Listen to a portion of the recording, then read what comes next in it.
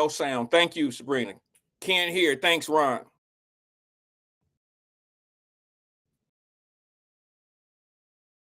That's the way I get people. Mess up breeze.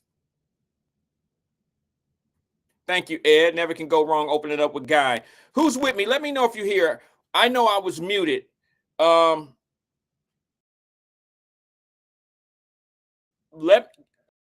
me know if you can hear me now. News and bad news today. That's what I was saying.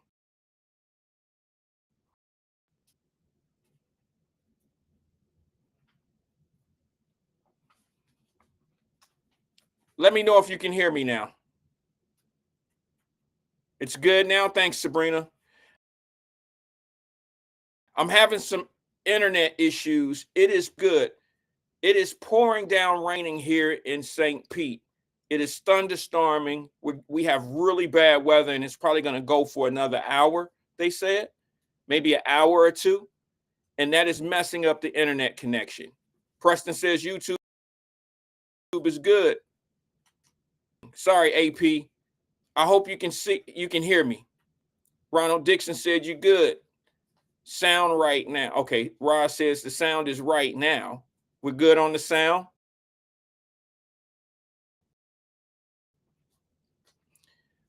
Can't beat up Mother Nature.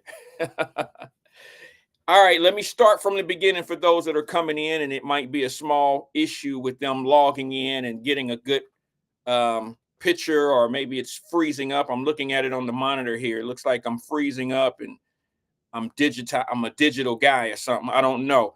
Good news and bad news today. The good news is we're here, and we're going to go as long as we possibly can. I have a 3 o'clock meeting today that I have to attend. I mean, I'm running the meeting today, so I have to head the meeting. So I have to get out a little bit sooner than that. And unfortunately, the internet is messing up here in I don't want to say the entire St. Pete, but now it's storming. It's storming here. It's lightning. I mean, it's everything. So I just want to let you guys know that the weather is bad here.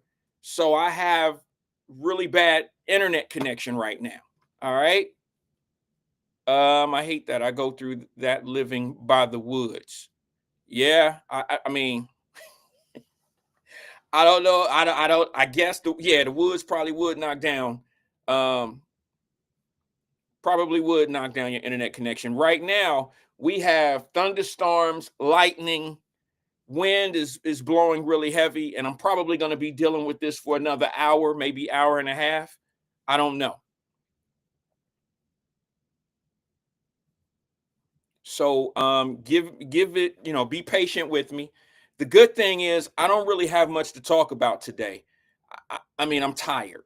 I'm tired of talking about the same thing. I'm tired about, today is probably a good day to kind of take a break for us to just kind of sit here and chill. I really don't mind that at all. I love my city of Cincinnati. If the weather was a little bit better, I probably would live there forever. I'm always going to have a place in Cincinnati. Cincinnati's always been on my heart, even when I lived, other places as I do now. And, my thing is I'm a little disappointed in my city as far as what's going on. But here's the thing. Quite honestly, it's not just in my city of Cincinnati. This is a problem that's going on across the country right now. And let me see if I can do something, if you guys don't mind. I just want to see. I did not burn these videos, but maybe I'll play them tomorrow.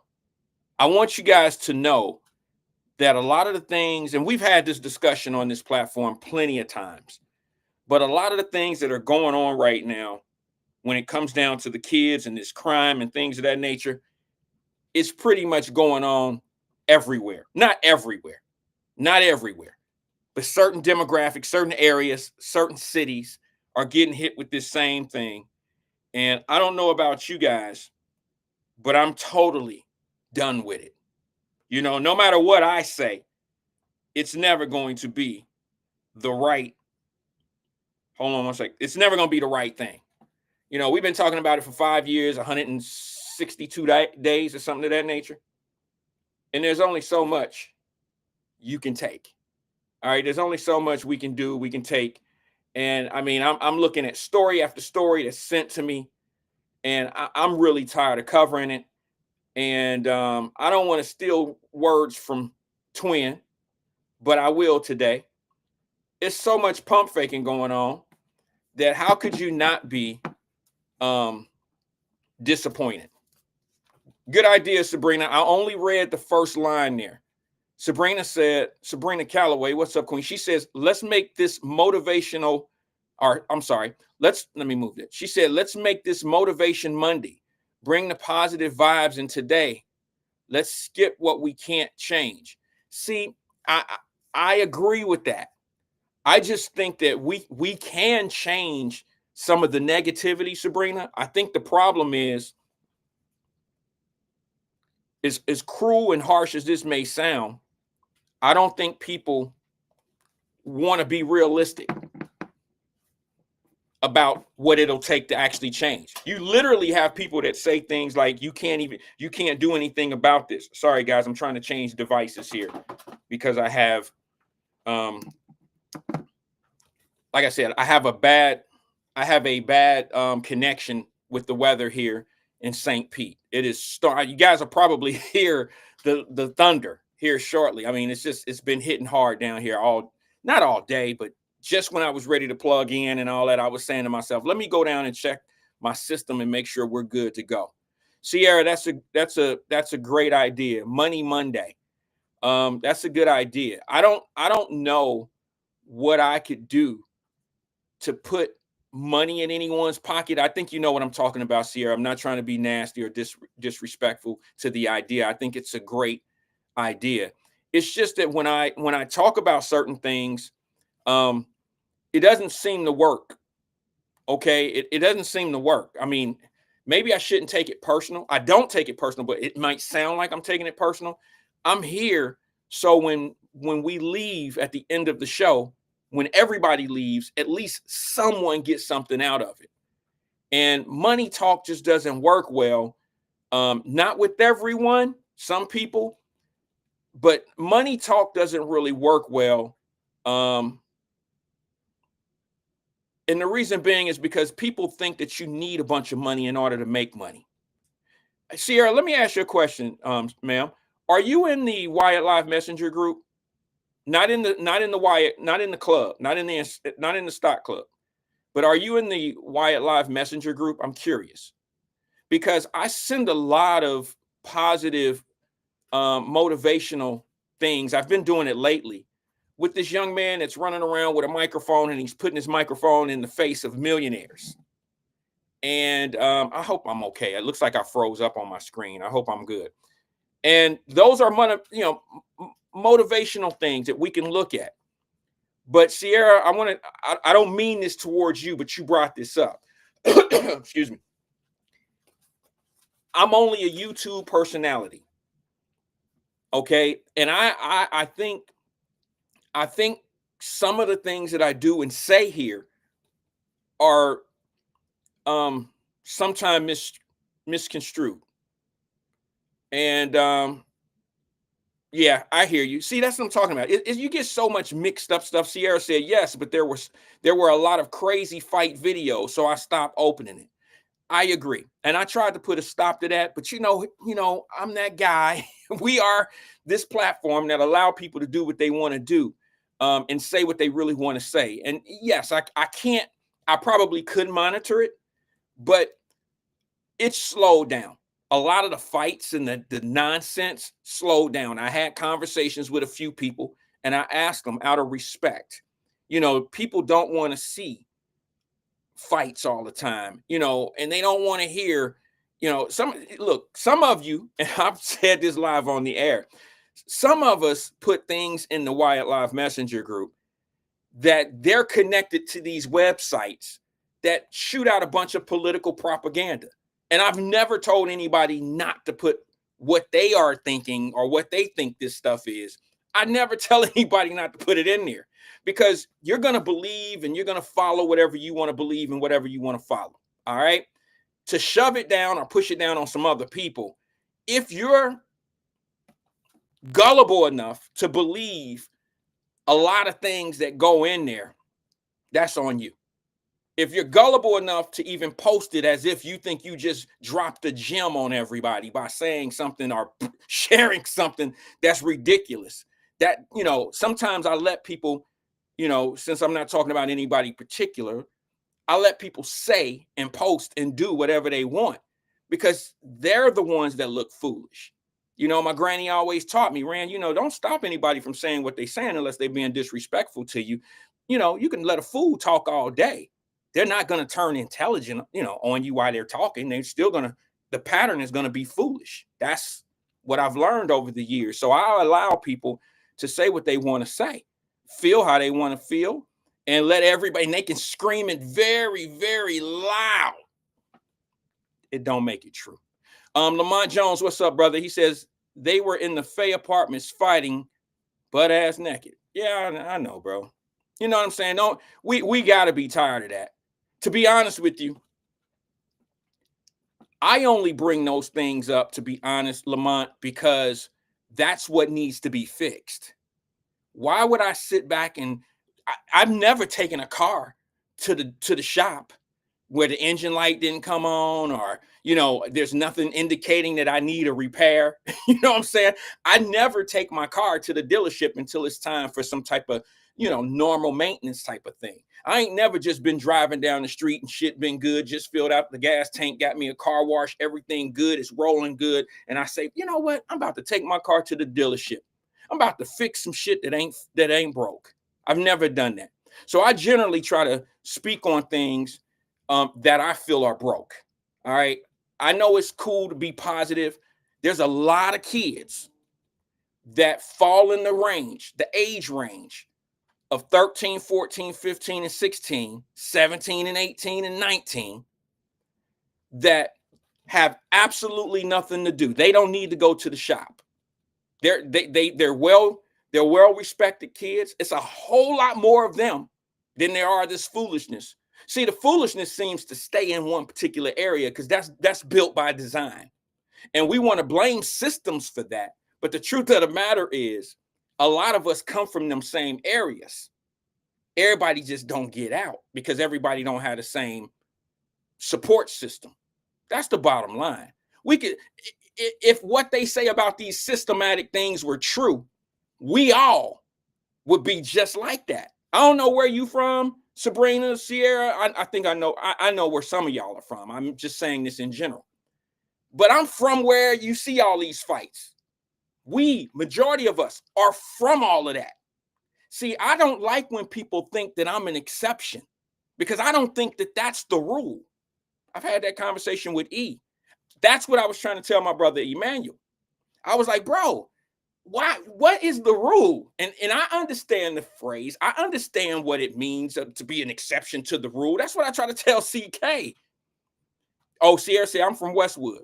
Where you stay now, Sierra, if I may ask? I'm going to finish my point, but I'm curious. I thought you were out of state of Ohio. But and that doesn't mean that you're, you know what I mean? That doesn't mean that you're not, because you say you're from Westwood. You may have grew up in Westwood.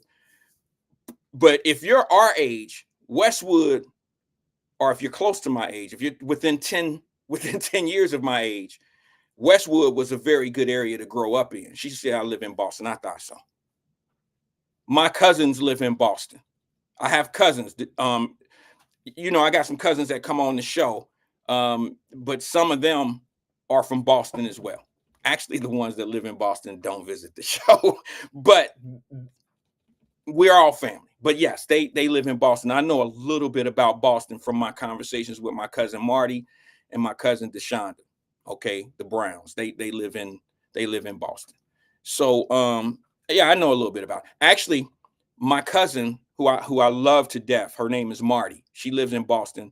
I love her to death. She's my mother's age. They were like this, they're first cousins. Their mothers were sisters.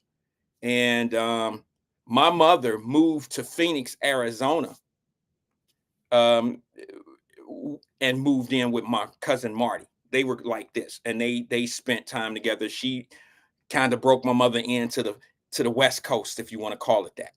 And they all grew up together, hanging out at the little spots, Disco 2000 and all that old shit back in Cincinnati, back in the early days, when I was a kid. But yeah, I know a little bit about Boston. Boston has some of the same problems, Sierra, that Cincinnati has. You have a youth crime problem as well. A lot of people in Cincinnati probably don't follow Boston. The one thing that I thought was great about, I don't know if you watched the show, a little over a year ago, maybe, Sierra. I don't know how long you've been here, but I did a show one time and I spoke about, I propped up actually the city of Boston's city council. And the reason why I say that is because they had a thing about doing, they were going after reparations. And I think they were going after reparations for state money. And I brought that to the platform and I used that as an example. And it was somewhere in the area of about, I think it was $50 billion. Sierra, do you remember that? Do you remember anything about that? I can see if I have that video still. But it was the city council of Boston, some representative out of Boston, who was trying to sue the state for reparations. And I'm not quite sure. Yeah. Here it is right here. Want me to play it? I'm going to play it. It's very short. And I was like, the blacks in Boston were going after reparations. And I thought it was great. You understand? But I got my way of feeling how I feel about how reparations need to be, how reparations need to be delivered. Check it out. Task force studying how Boston might enact reparations for its black residents continues its work. One local group is calling for churches to support the fight for reparations. As WBZ's Paul Burton reports, they're asking for a payout in the billions. So we call on the white church in Boston to join us in supporting a black reparations movement. Standing in solidarity, clergy leaders from across the city of Boston gathered for an interfaith, multiracial meeting at the Resurrection Lutheran Church in Roxbury, Nubian Square. They're here to ask the religious community to atone for black Boston suffering and support black reparations. And we are coming, as Dr. King said, to get our check. Organizers from the Boston People's Reparation Commission say they're also following up on their demand on the city of Boston for a $15 billion initial payout to begin the process towards repair and reconciliation to the city's black community. $5 billion as initial payment around cash payouts, $5 billion around strengthening our financial institutions, creating a new black bank, $5 billion in terms of addressing issues of the education achievement gap between blacks and whites. In 2022, the Boston City Council and Mayor Michelle Wu offered an official apology for the city's involvement in the transatlantic slave trade. She also launched 2 task force research teams to study Boston's role in slavery and its long impact on descendants. So we still suffer from the trauma of those instances, and even today, dealing with racism. On Saturday, this group called on the white church in Boston to support the black community for its association in slavery. Today we call upon this city, its financiers, and its white churches to stop the shirking, stop the lying, tell the truth, and pay what is owed. Organizers say the next step is to engage in conversation with white church leadership directly and find a process to help the black community. In Boston, I'm Paul Burton, WBZ News. Okay. About time. I did a show on that 2 years ago. The reason why you seen that, I don't know, can you guys hear me? The reason why you seen that was simply because it was election time. You know what I mean? Something was going on. It was city council. Some things were going on, I believe, in Boston. And that's why that got as much push, if you want to call it. And I've always been, I'm pro. I'm pro. Yeah. I just think that reparations need to be delivered in a different way. you know, and the reason why I say that, this is not what the show is today. Trust me, I got a very limited time today. For those that are just coming in, I'm sorry if you're getting this bad picture or whatever, and I'm delayed or freezing or whatever. It's raining real bad here in St. Pete. It's thunderstorming, and I can't, my connection is slow. I hear you. She said the Black community here is very innovative. Here's the problem. Your Black community's probably not any different than Cincinnati's Black community. I'm talking about your schools, your city council. They speak, they all say the same thing. Okay. They all say the same thing, and the conditions all pretty much stay the same. I'll just leave it at that, because then it gets to a little bit more politics. My thing is, unless you show me a blueprint, we can sit up here and talk about $5 billion for structural this and structural that. The only thing that man said that made any sense to me, Sierra, without sounding like a broken record or without sounding bad or without sounding like I don't care, because I do care. And I'm going to tell you why I care, because I have my family. I can show you how we would benefit from it. So I want to share it with you. But the only thing that man said about that reparation money that made sense to me was the development of being able to utilize the money to bring in a Black bank. A lot of people who don't understand how money moves don't understand the first principle of building a community is becoming self-sufficient. How you become self-sufficient is how you borrow money. You have to be able to stand on your own 2 feet. The government give you money, it's going to be a different situation. They always regulate the money that they give you. A loan from a bank is totally different. If you go into a bank, you go in with a blueprint or with your business plan, whatever you want to call it. If they honor it, if they underwrite that loan, you could drop that business plan the day that you get the check and say, this is exactly, I'm going to do this. It wouldn't be wise to do that, because your business plan is probably a plan of success. However, you can't do that when you get money from the government. If you start a nonprofit organization, you're very limited. I mean, you can do some things with the money, but you have to account for all the way you spend that money each year, and you have to qualify for it each year. And I just believe that if we had our own banks and things of that nature, it would be it would be a totally different deliverance of self-sufficiency. That's just how I feel.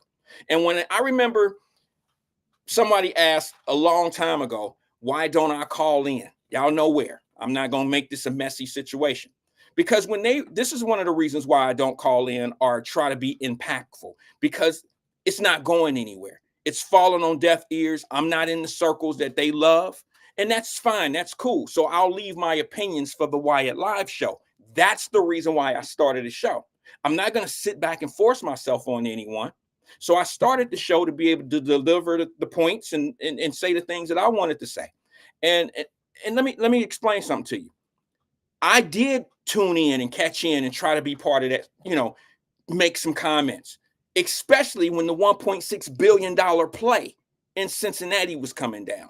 When they had the $1.6 billion sale of the railroad, they were asking people, well, what do you think? City council wasn't asking you what you think. The radio was asking you what you think. Certain platforms was asking you what you think. But it was falling on deaf ears, because I didn't see NAACP come out. They may have made some comments and some statements, but I didn't see any serious motion out of the people that always got something to say and align themselves up in those situations. It seems like the tougher the task, the further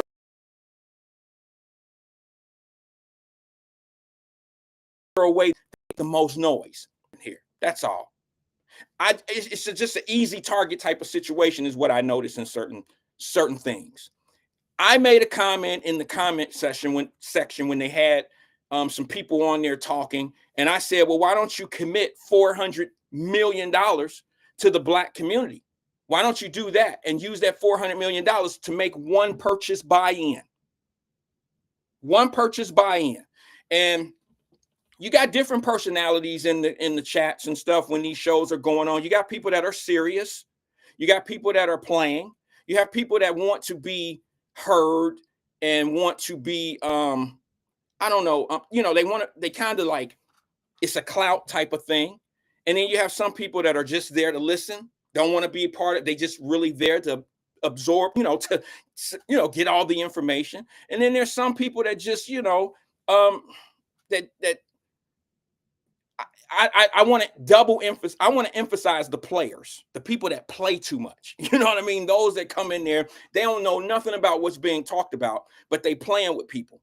You know what I'm saying? They try either trying to get dates, or they trying to cuss somebody out. They trying to be the funny guy, the class clown, or the flat, something of that nature. So I tend to stay out of those type of things because I don't really have time for stuff like that. But that particular day they had that conversation, I engaged. And I said, well, why don't we try to get at least 4? Because the only one that was really talking real was the Iris Rowley lady. She was the only one saying, well, black folks, what do y'all want? She the only one. And I was picking it up and I was seeing where she was going. And she even called and I was like, I understand what she's saying. We tend to always have a lot to say until it's time to say something that's real. And I said, well, why don't we look for them to commit $400 million toward the black community, specifically for black folks. And the only reason why I said that, because it's not going to only be for black folks.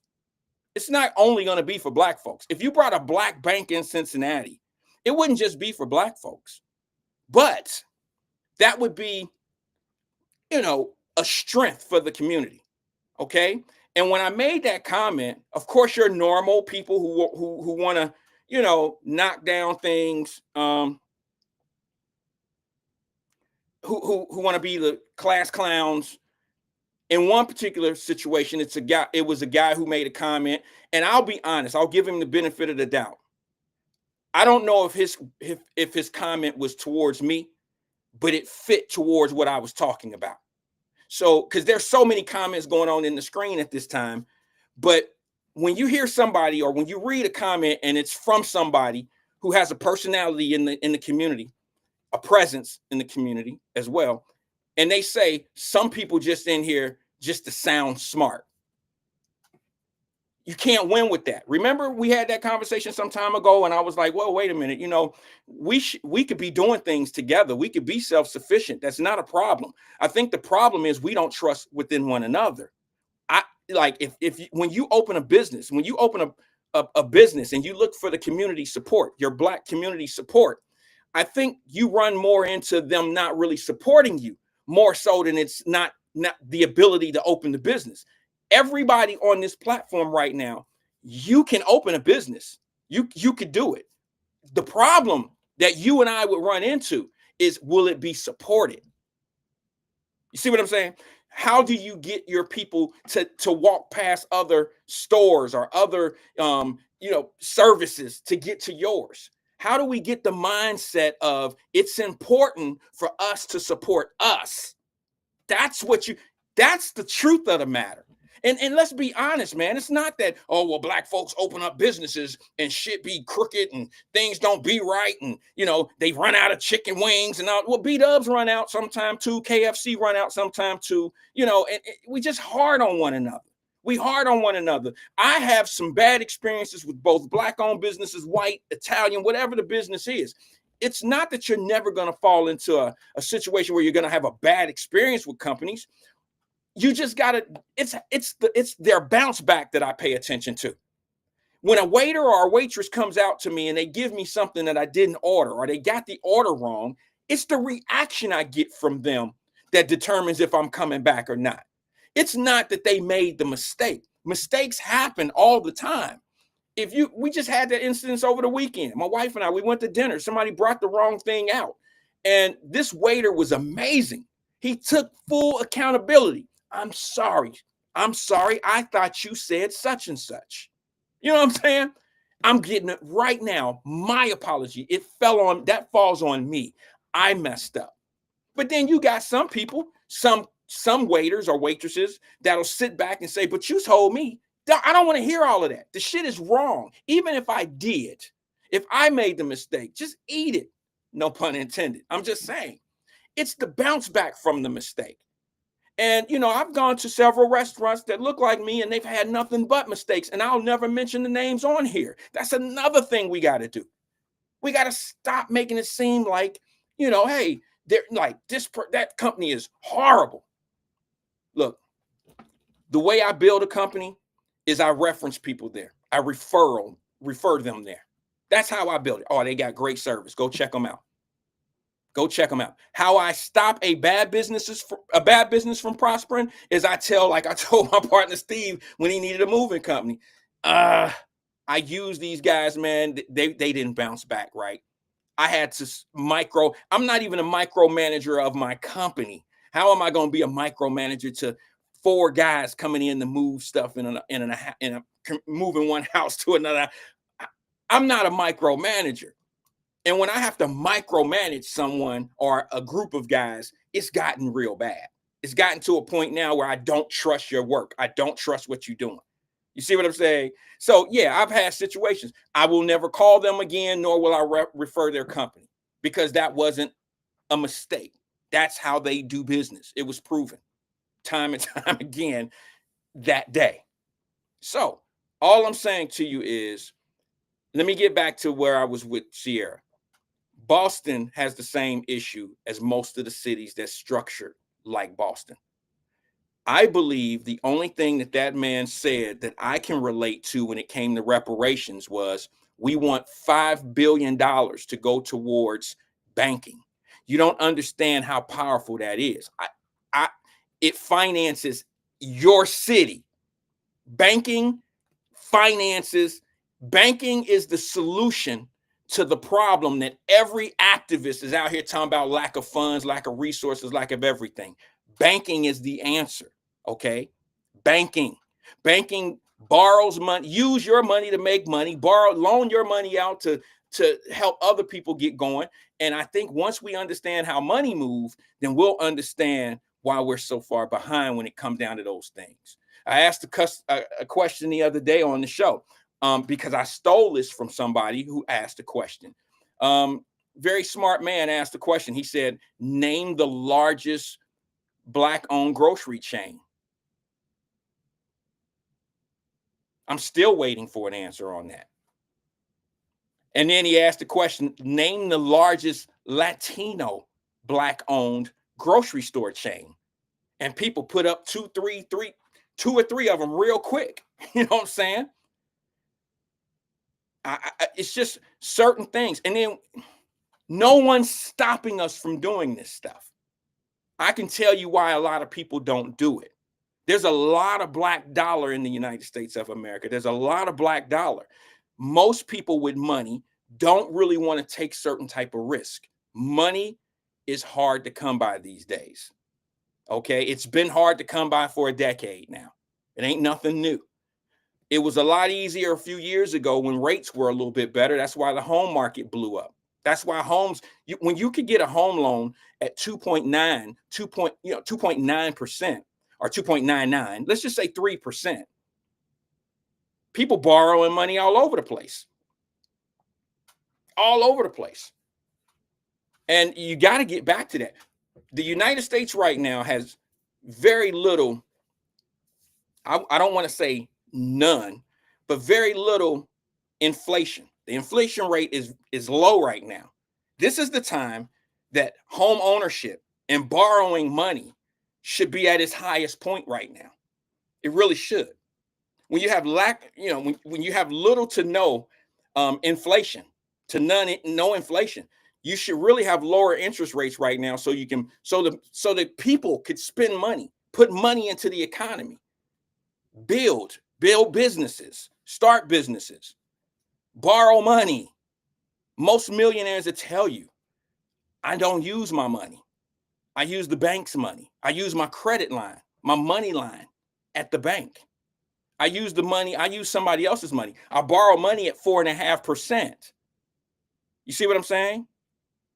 So, I mean, but until we learn that, and here's the thing that I dislike the most is a lot of leaders don't talk like that. A lot of leaders want you to understand what's wrong. They never have solutions. They just tell you the problem. And it's easy to be the head of the class when you always talking about what's wrong. I'm just being honest with you. Instead of saying, hey, what we could do is this, because what they doing is wrong. But instead, they concentrate on what's wrong, and that's why and it's not always the reason why you're in the situation you're in. It's not always the real answer. You know, it's not. I'll give you a perfect example. Might not be good for the ears. I used this the other day. They talk about a housing crisis, right? Okay. They talk about all these children being homeless. Is it because they can't afford rents? Or is it because maybe mom or dad or somebody messed up the opportunity they had to be able to go in CMHA or to get a Section 8 certificate? Do we really know the real reason why people don't have homes to go to? Or is it just easy to say that they building these skyscrapers and they making $2,500 a month efficiencies for the rich? Are you trying to tell me there's no resources out here for affordable housing? Or is that what you're telling me? Or could it be that somebody's sleeping in their car? And I don't want to be insensitive. I'm just saying, stop thinking one way down the street when it could be so many other reasons why certain things are happening. Could it be that somebody's sleeping in their car because they can't get a certificate, because they blew their shot, because they got kicked out of metropolitan housing, because now they don't qualify for a Section 8 certificate? Could that be part of what, some of the problem? You never hear about it. You only hear about it here. I'm the only one ever said it in broad daylight, loud as day. And here's the reason why I can say it, and I don't feel comfortable saying it, but I feel comfortable enough saying it to my people right here, because I've been in it. You see, I grew up in the projects. I grew up in subsidized housing, and then I learned how subsidized housing actually works. Fresh out of college, I went and worked for metropolitan housing, thinking I'm about to change the world. And I learned that a lot of people are in these situations not because they roommate moved out. I heard that shit. Ain't no roommate moved out from metropolitan housing. That's some bullshit. Their roommate may have moved out, or what I seen, and you know what I seen. It ain't gonna be favorable, but I got to tell you the truth. You know when most people getting kicked out of metropolitan housing? Right around that little summertime, right after summer. The same young ladies that stopped paying $75 a month and was 3 or 4 months behind in the rent and was on the eviction list. They the same ones you seen running around in cute little outfits, jumping in foreign cars. I promise you. And then when it's downtown to get evicted, or when they face an eviction court, now they're saying they come with these sob stories about how, blah, blah, blah, blah, blah, blah, blah, blah. But everybody see you out here, little sis. They see you out here. Yeah, you got on brand new little outfits for the jazz festival. You got on brand new fucking outfits and shoes and all this old shit for the jazz festival, and your kid running around here with a nappy head. And the streets raising your son out here. Come on now. And y'all don't want to have them type of conversations. They always want to blame it on something other than what it truly is. That's not saying that some other factors aren't involved, but I was on the inside. I'm sorry. Somebody got to tell you the truth about this shit. That's why you see all that fighting going on in the Fae. It's the same shit. It's the same thing. That's why you see all that shooting and fighting and all that stuff in Winton Terrace. That's why you see it. Ain't nobody up there stopping them from being great. That's something that y'all great, the parents. You make your son or your daughter great. Let me read a couple comments, and then I'm gonna go straight to the phone line. Got someone waiting. Yeah, Preston says, I saw a video. It was an older white guy. He said, I don't spend my money, I spend their money. Yeah, that's true. That's true.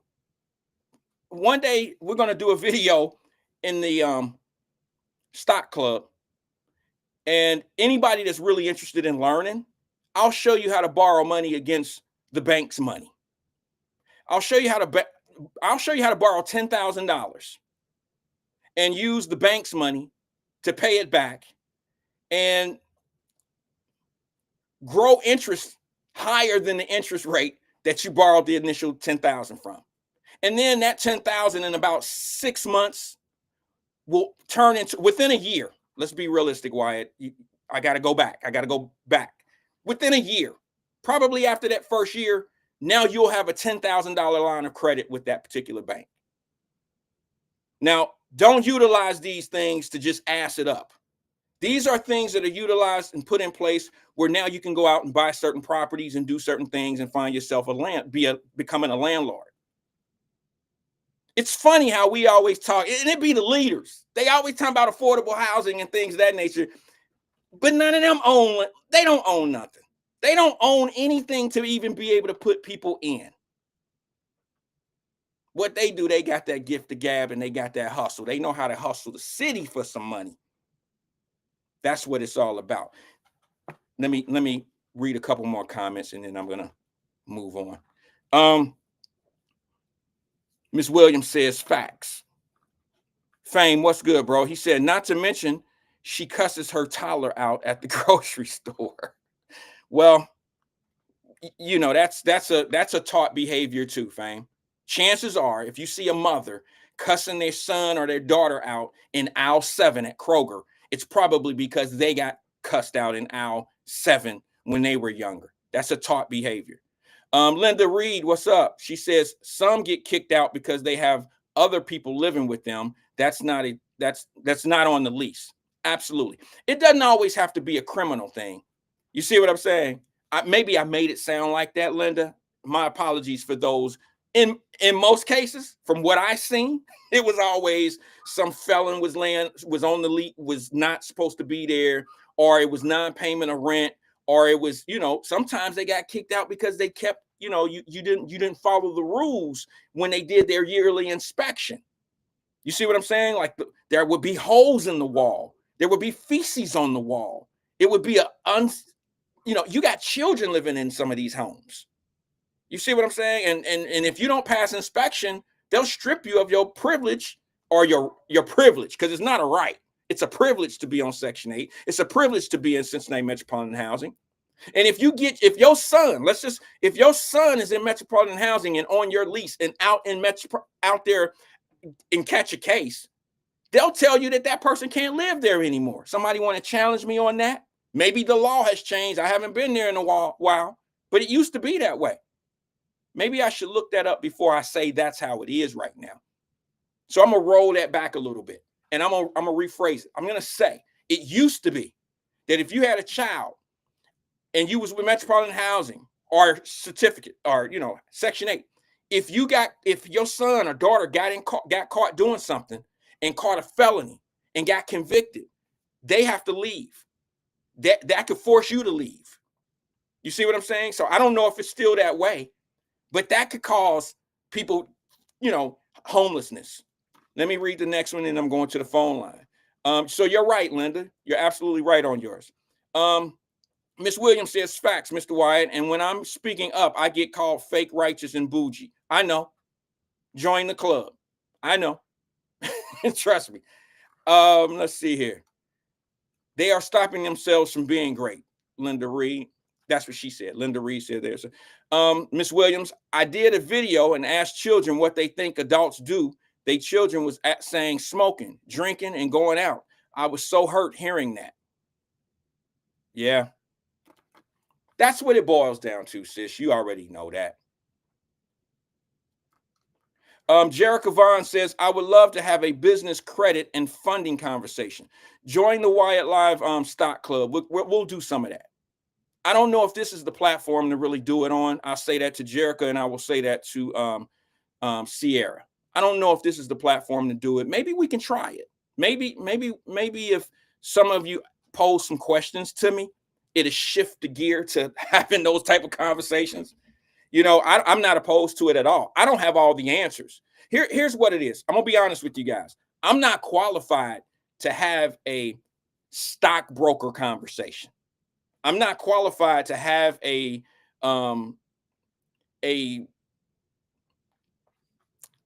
don't know how I should call it. I'm not a certified stockbroker, or I don't have I think it's called a 910K or something like that. I don't remember what it is, but it's someone that's licensed by the state. All right. You have to be licensed by the state to collect people's money and make an investment, to broker their money. You have to be licensed for that. I'm not a licensed broker. I don't even want to be a licensed broker. I make my own trades. I do what I do. It's totally legal the way I do it. And everything that I do is common sense. I look up what I want to know. You feel me? I look up what I want to know. How can I do such and such? And then I watch videos and I compare all the videos. A lot of them are very consistent. There's no right, or there's only right or wrong. The other stuff is guessing what's good. All right. It's not right or wrong to invest in stocks. The only thing that you have to do, and it's very obvious, is make good judgment. I only invest in things, not only, but the majority of the things that I invest in are things that I utilize. Okay. I don't know why I'm using this example, because this is like probably one of the worst investments I've ever had. I used to be with Sprint, my phone line. I used to be with Sprint.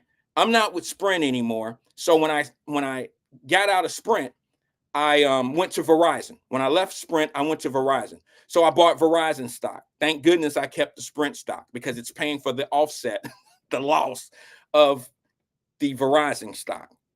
I get a rebate. That I call it, my own language, my own verbiage. It's rebate stock.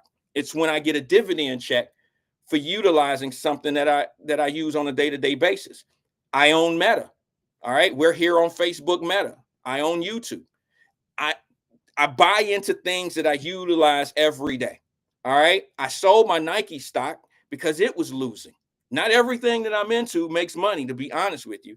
I had to get rid of the Nike stock. It was on a decline for 2.5 years. Verizon, I need to dump it.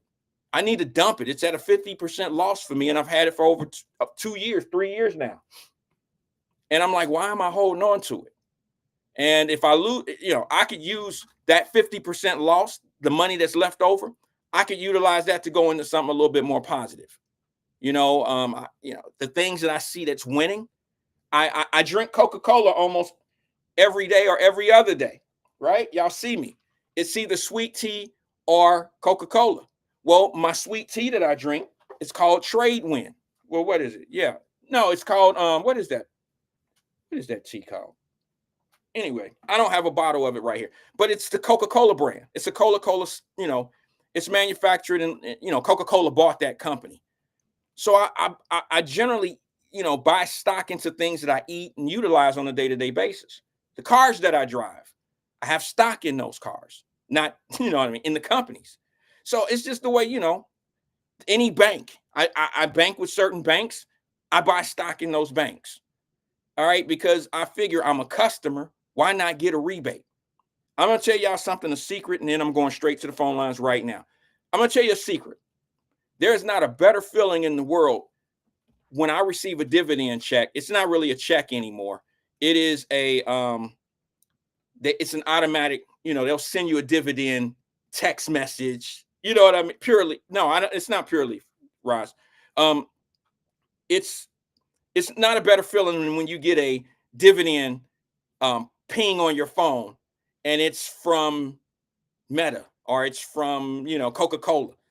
And it's like, okay, it's, I bought some Coca-Cola over the weekend at Publix, and I spent $32, you know what I mean, on cases of Coca-Cola. And then I get a dividend check for $70 something for the, it's like, okay, I'm almost using my profits to maintain my lifestyle, little small things like that. I don't use my stocks to live off of. I have it set up where it's either reinvesting, or it's going to send a dividend. Sometimes I set it up where I get 50% of the dividend and another 50% go back into a reinvest. So if I get a check for $35, I know that my dividend check was for 70 in certain cases, because I would send 50% back and reinvest. Amber says, my portfolio has been doing great. So is mine. The only thing that I'm losing on are the ones that I just mentioned to you. That damn Verizon. I know don't everybody, I thought everybody had Verizon. I guess not, but I thought Verizon would have been a good choice. I thought Nike would be a good choice. I'm not a winner on all this. It's almost like playing the lottery. Let me just say, damn,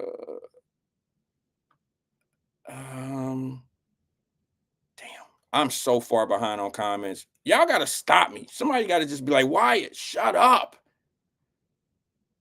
Let's see here. Alethea Williams says, oh, now this is so far back, yo. This is at 2 o'clock, so 8 minutes ago. That's a shame that I'm not. She says, good afternoon. Can't believe I'm leaving my daughter in Texas. Time went too fast. Mother's heart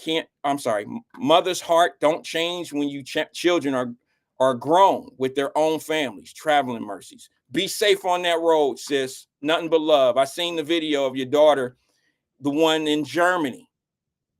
She's going to enjoy her time in Germany. Tell her to send you some candy. Tell her to send you some of them gummy bears. They're made in Germany.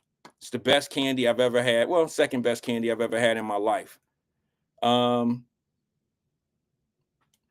Let's see here.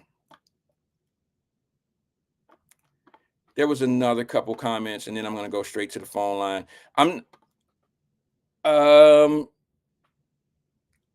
Chico Fontaine, excuse me. Living in Winton Terrace is not a privilege. Living in the ghetto is a curse. Well, I don't, you know what? It's not a matter of where you live. I think you may have misunderstood me. I didn't mean it to be disrespectful. I really didn't. The privilege is being able to get on subsidized housing. That's a privilege. Okay, some might think it's a right, but if it was a right, it would be a different fight in my eyes when they take it away from you. You see what I'm saying? It's a privilege to go down and get something honored, time stamped, and be able to live a certain way based on someone doing something for you. Okay, I guess in some kind of way, being an American, it's a right to be able to live in subsidized housing. I guess it all depends on how you see things. I'm sure there's a legal way of looking at it, but most privileges are things that can be taken away from you. Rights, it's kind of hard to take rights away from someone. It's like against the law to take people's rights. Even felons have rights. You see what I'm saying? And what I mean is you're limited on your privilege, but you still have rights as a prisoner. And that's one thing that I used to argue about a lot when people would prosecute public defenders, I should say. Anybody that's a defense attorney know what I'm talking about. People get mad at you when you defend someone that clearly killed someone or did something wrong. And sometimes you have to look at a defense attorney and say, why would you do that? And the best answer any defense attorney will give you is, I'm not here to prove at this point that he's innocent or guilty. I'm just trying to make sure that he's treated fair with his human rights. And I think that's a fair argument from any defense attorney. I've seen some bad situations where guys were clearly guilty of some situations, clearly guilty. And you would say, why would you defend this person? And I think they're not defending what they did. I think they're defending at a certain point. You have to defend someone for their rights as a human being. And then some people do horrific things, and those things don't, that's when you lose the right to be a human. And that's what the death sentence, the death sentence is. You lost your right to be a human being in some eyes. All right. That's a law thing. You know what I mean? Like, it's not, I know the death, what is it? The death penalty. I know it's not a thing in every state. So it's really just kind of a state to state thing. I'm loving the comments. LaDonna says a lot get kicked out dealing drugs in their house. You know what? Let me just say this to you. Y'all know what it is, Donna. You was down there. You know what it is. I feel my heart go out to the little girls who get kicked out of Section 8 or get kicked out of Metropolitan Housing because they got a little dude that put drugs in the house. It's a stash house. And the little girl know what's up. She know what's up. I hate to say that I don't feel sorry for it, because I do, because they're so young. They don't understand the future that they messing up. A lot of young people get messed up by following these little boys. That was my biggest fear, ladies, gentlemen. having girls. I got to be able to teach my daughter not to fall for this bullshit from these little boys. That was my biggest fear. It was never anything other than that was my biggest fear. I lost sleep at night when I brought my babies home. Like, damn it, I got to get out in front of this. I got to get out in front of this. I got to keep my daughters. They got to love me enough to trust that I know what I'm talking about. All right. What's up, sis? Tracy Dillaham's in here. She's in here. She know the rules of metropolitan housing, HUD, and things of that nature. She said it hasn't changed. That's a HUD rule. Okay. So that's metropolitan housing following federal law. Federal rules. Tanika says it's true, Wyatt. Excuse me, I'm sorry, the screen moved. She said it's true, Wyatt. Even if someone committing a crime uses your address, you could lose CMHA housing. Okay, yeah.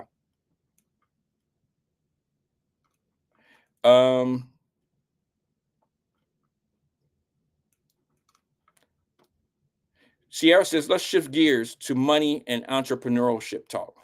I would love to. She says, do you invest in crypto? I do.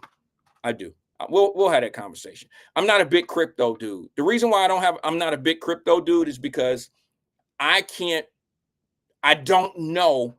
Here's the problem with crypto.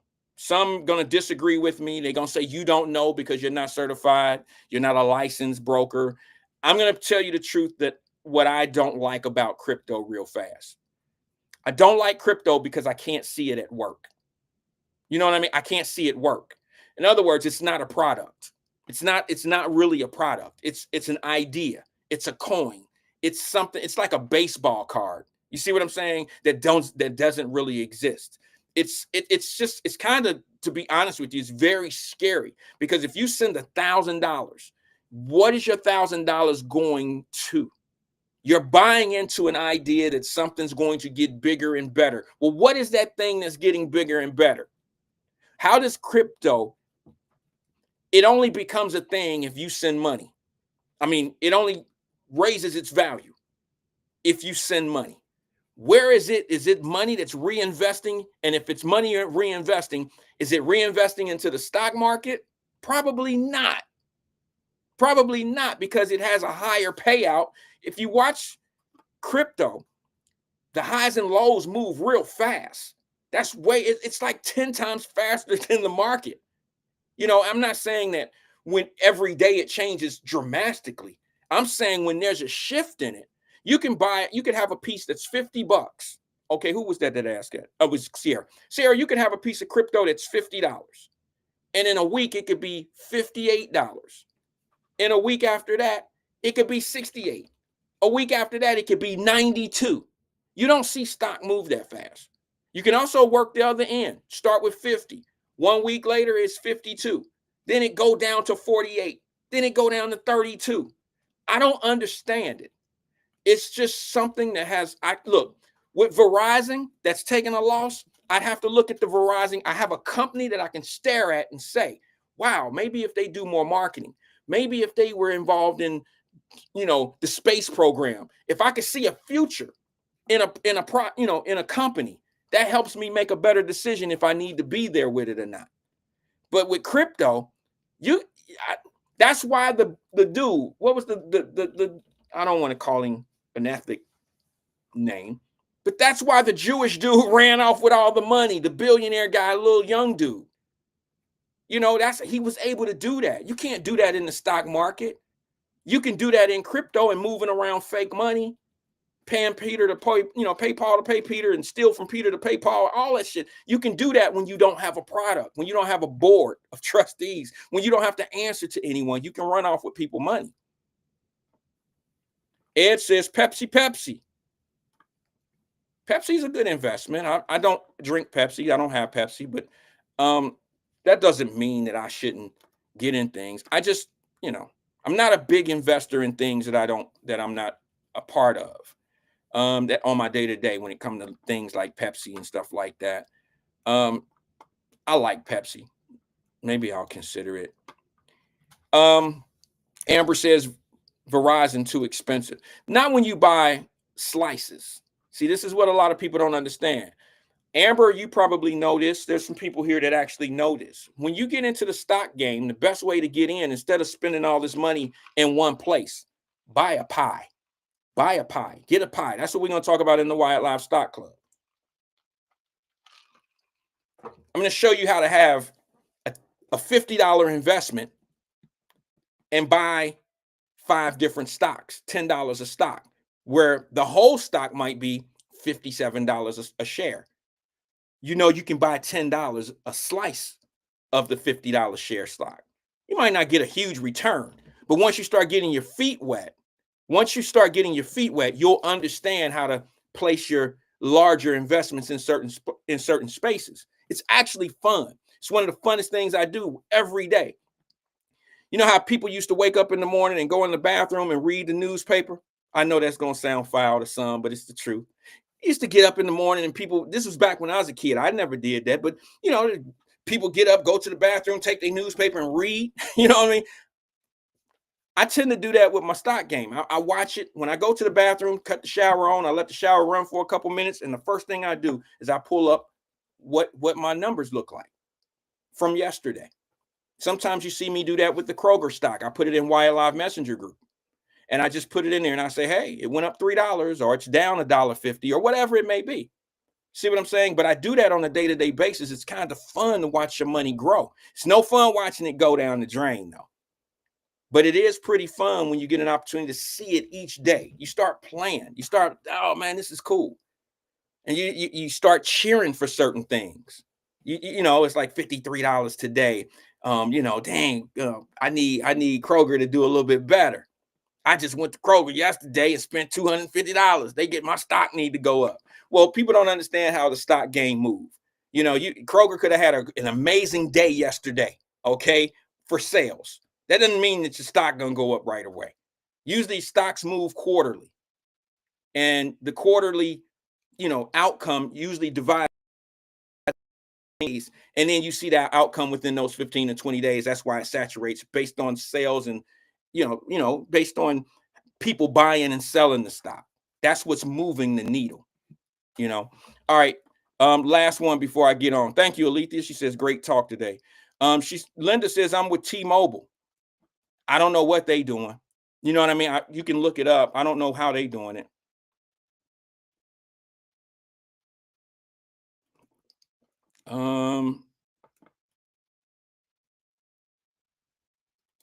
She don't want to leave Germany.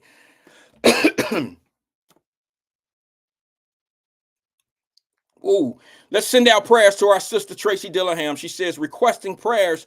She burned her wrist pretty bad. 2nd-degree grease burns. In there frying that chicken and shit again, huh, sis? In there frying that hot ass chicken. You better start eating baked chicken. No, let's give my sister Tracy Dillingham some prayers, y'all. Make sure you put her in your prayers tonight. That's one that deserves a prayer. Stop being selfish with your prayers. Stop praying for shit for yourself all the daggone time. I know I shouldn't have said a bad word with it, but you selfish. Y'all are selfish. Stop praying for yourself so daggone much. Lord, give me this. Lord, give me that. Start praying for somebody else sometime and see how that work out for you. I quite honestly believe that my prayers help other people more than they help myself. Because I just don't, for some odd reason, I don't talk to the Lord until after I've done what I've done. I don't ask, and I know this is for everybody's different, okay? This is not me saying you shouldn't do that. I'm saying what I do. I put the work in to what I need and what I need to be done.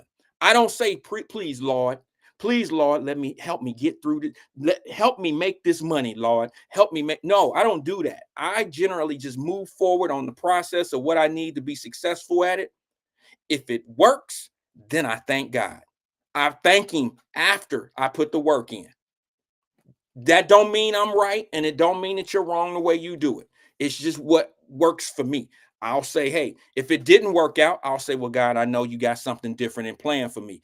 Maybe the next one will work. Maybe this will be better. Maybe this, maybe that, whatever. but I never go into a situation. I've never gone into a business meeting or was on my way to the office knowing I was about to meet some money. And I was like, Lord, please let this one go through. Lord, let it go through, because it's going to work out if God wanted to work out. At the end of the deal, if it worked out, then I thank God for letting it work out. If it don't work out, then I'll ask God, you must have something different for me. That's just how it works for me. I don't pray for money.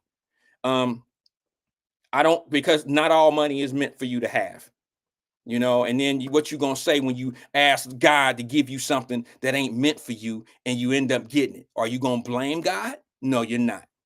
No, you're not. You're not going to say, God, dog it. God, why'd you get me that 16,000? I was just asking. You didn't have to deliver it or whatever. That $100, God, you didn't have to give it to me. As soon as I got it, people, it cost me 200 or whatever. I don't know. That's just my way of doing it. All right, let me go to the phone lines real fast. If I missed your comment, I'm sorry. One last one. Sierra.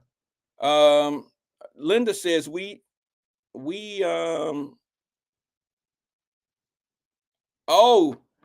Tiffany Daniels says that Chico R. Fontaine crypto is crypto.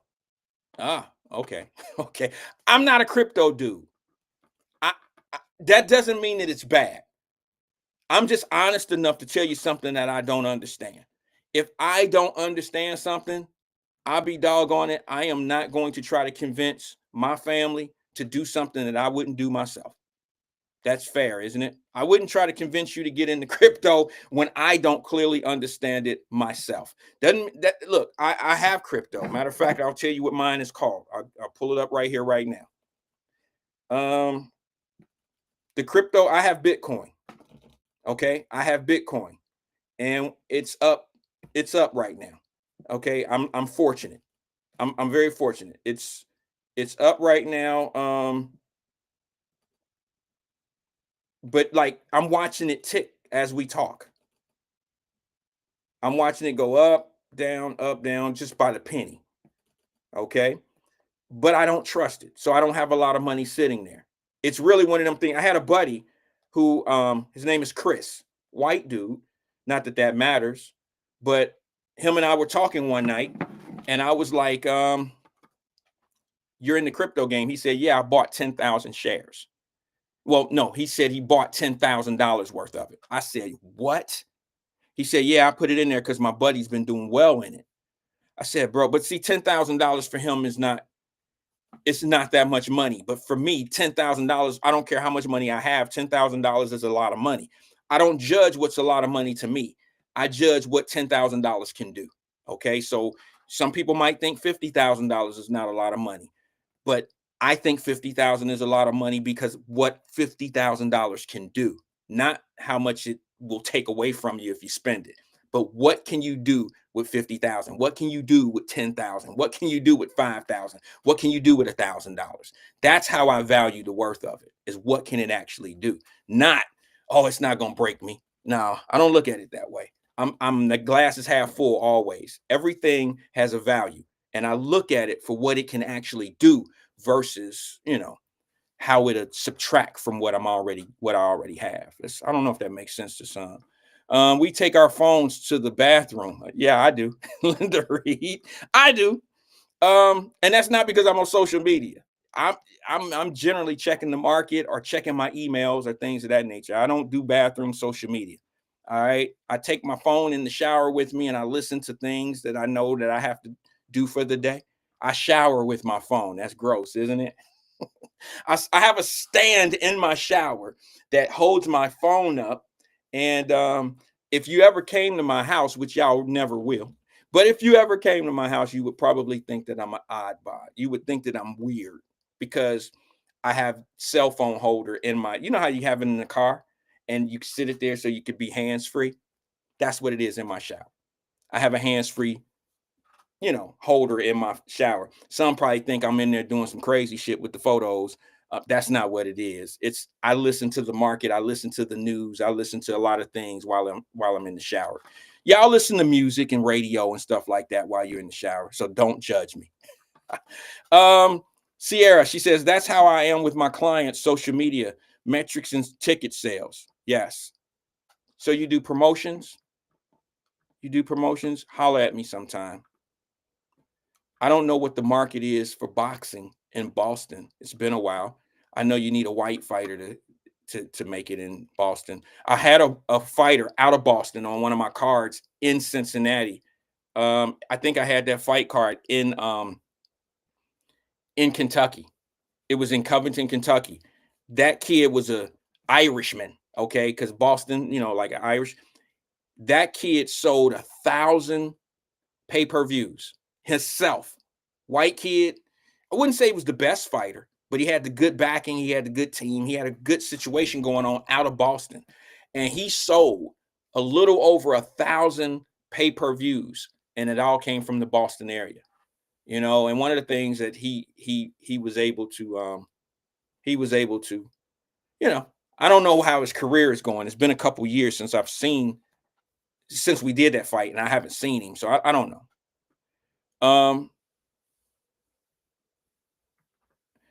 Tracy said, I'm sorry. Tanika said, you don't have to wait to pray. Praying for you now, sis Tracy Dillingham. That's good. That's what's up. That's what's up. All right. Let me move on here. Let me go to the phone lines if you guys don't mind. I thought we was in a nice little flow. What you guys think?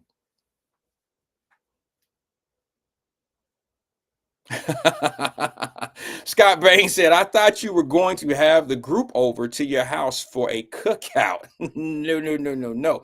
I don't even let my family. All right. Y'all gonna think I'm bougie and all this old one shit, but I'm not, because when I explain to you why my family don't come to the house anymore, and I'm talking about not my immediate family, because most of them got a room. All right. They all have a room and a toothbrush in the house. Okay. I don't let my family in because they always tearing up some shit. And I'm sorry if y'all on here right now, but it's true. I can't even keep a freaking, y'all know, a couple, 2-3 years ago, maybe 4 years ago, I told y'all, when I bring people to the house, something always breaks. And here's the sad thing. It ain't the kids that's doing it. It be the grown folks. And I'm saying to myself, wait a minute. How do I always, like, my wife, I don't know. Don't judge my wife. I'll go to battle for my wife. We'll fight over my wife. But let me tell y'all something. We've probably bought 3 electric garbage cans. She has this, she likes this smart everything, hook up to the house and it's electric and all this old crazy stuff, right? For some odd reason, every time we had a cookout or something to the house, something at the crib, for some odd dumbass reason, somebody tear up the garbage can. If it's not the garbage can, it might be a shade, the electric shade or something that blocks the water. Somebody always mess up something. You know what I'm saying? Somebody always effing up something in my crib. So I told my wife like 3 years ago, it was after COVID, no more. Not even a family. They always tearing up some shit. It used to be the kids would leave a towel or something in the pool and it would stop it. Y'all know you can't leave items in the pool. You can't leave a towel or shorts or something in the pool because it'll stop up. Yeah, well, I don't have cookouts at the crib anymore because of it always costs me. I'm okay buying the food, grilling, having a great time with the family affair, making the deviled eggs and all that. I actually love it, but we got to go somewhere else and do this shit because it's costing me more money. The after party, after the party, it costs me more money because I got people that just, how people don't take care of your shit. They don't take care of theirs, so they're not going to take care of yours. And unfortunately, we got a few of those in our family. So that is what it is. That all being said, let me go to the phone lines real fast if you guys don't mind. Good afternoon, caller. This is Wyatt. Who am I speaking with? Uh-oh, wait a minute. Hold on, caller. Let me cut you up. Good afternoon, caller. This is Wyatt. Who am I speaking with? It's Twin, man. Twin, what's good with you, brother? Can't call it, man. You okay? You just waking up or what? No, just really got back from court procedure and stuff about my son. Oh. But I'm good, though. I'm good. You went to Illinois? Huh? You were in Illinois? Yeah. Okay. Everything good, I went Was it his there. sentencing date? Yeah, Oh, well, I don't know how things are good, bro. Unless it it was ain't less than good. what you thought. I was look at the sentence and what it was 10 years and all that. But I'm good though, man. Okay. I'm good. I Okay, was saying good. I'm a kite or whatever.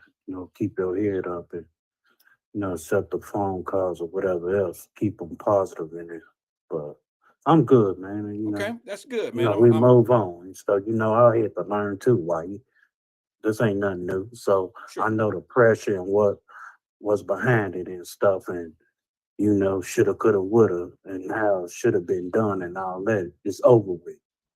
Now you learn. You learn from your mistake and you withdraw off of that. Can't go back in the past and stuff and the wheel, man. Shoulda, coulda, woulda is over with. Yeah. Now you Yeah. saying this, I'm not gonna listen to the white man and you this and you that, cloud chasing and all that. That draw a long way, player. You Mhm. got to listen to somebody. So, you know, you didn't want to listen to me or you want to do this and all that. That's the thanks you get. I'm all sorry and I'm all this and all that. I mean, I feel a little hurt behind it, but we move on. You Yeah, live and you learn, man. we That do. goes out to anybody. I Yeah, don't care if it's we your do. own seven, whoever else. Yeah. Knowledge is the key. You spit it to anybody, regardless if you related to them or you see that person feeling down and out. Spit the knowledge to them, man. Lift every woman or man or whatever, child, girl or whatever the case may be.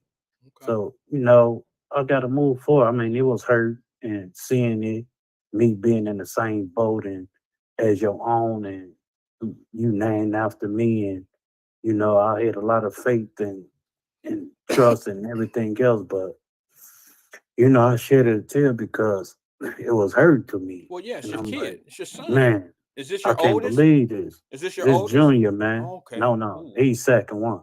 Okay. Well, He twin. Junior though, but he really take after me. Yeah. Yeah. This one, dude, he I can really see that. and I tried to embred him and throw knowledge at him, and man, you can't do this, Joe. You can't do this, Charlie. Check this out, man. Okay. You don't want to listen to that? Okay. Well, Listen to that white man, then.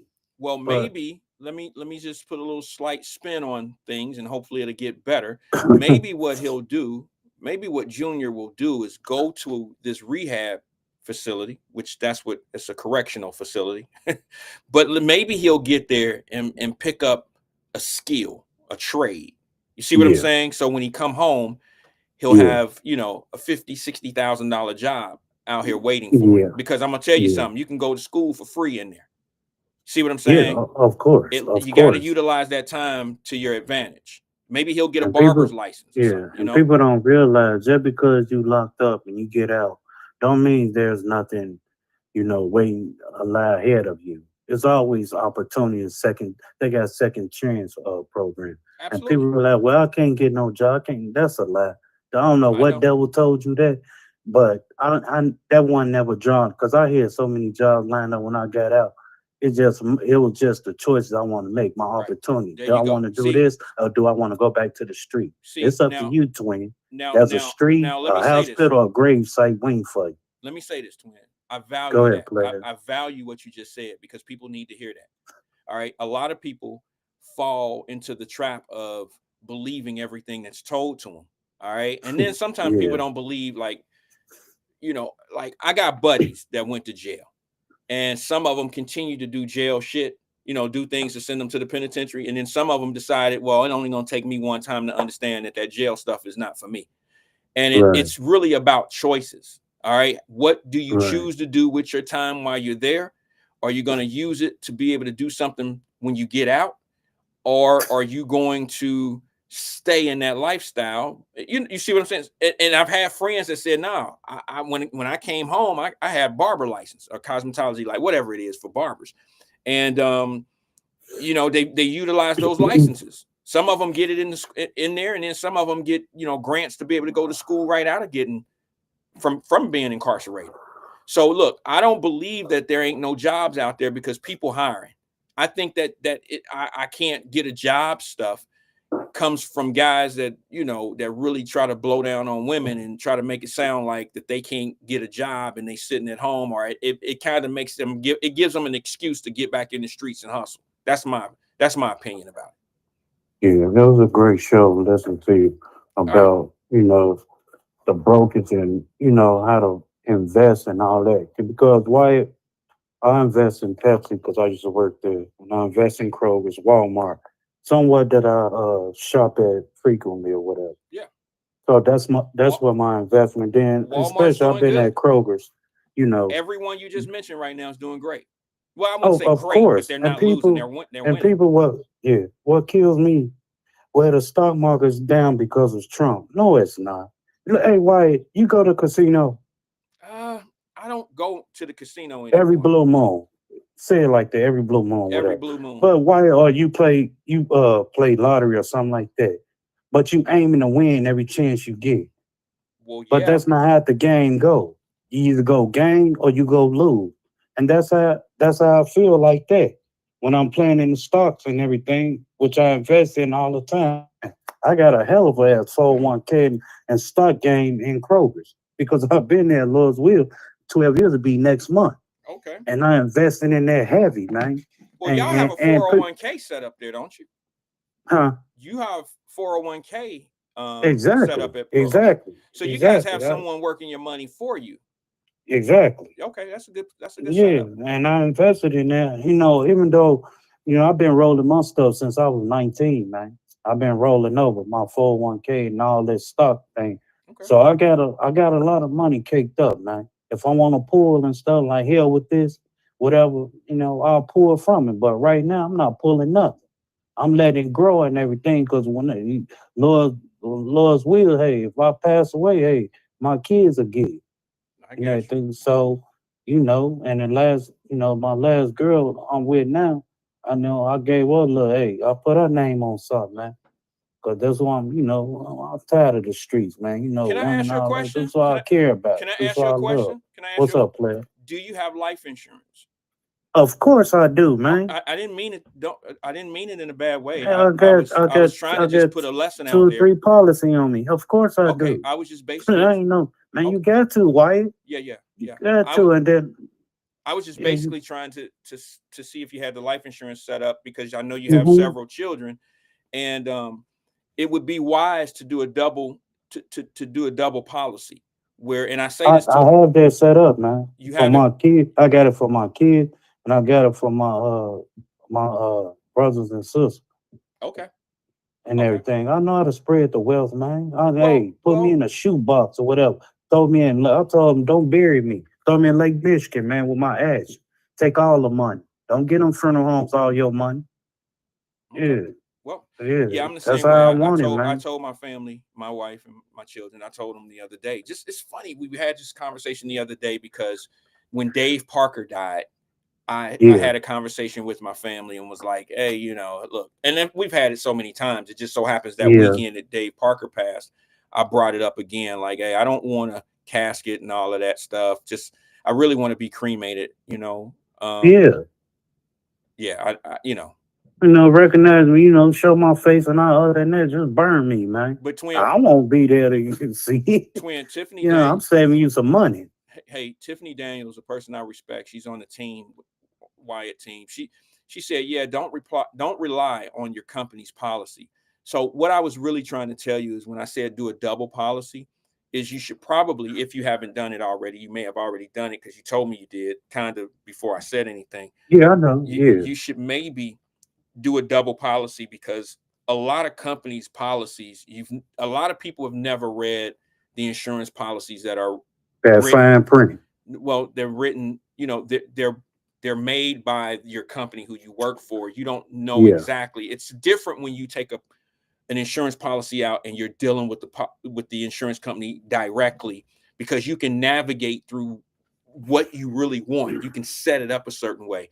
When you have an insurance policy through your company, it's a standard, and I mean very standard insurance policy that may not cover everything that you need it to cover.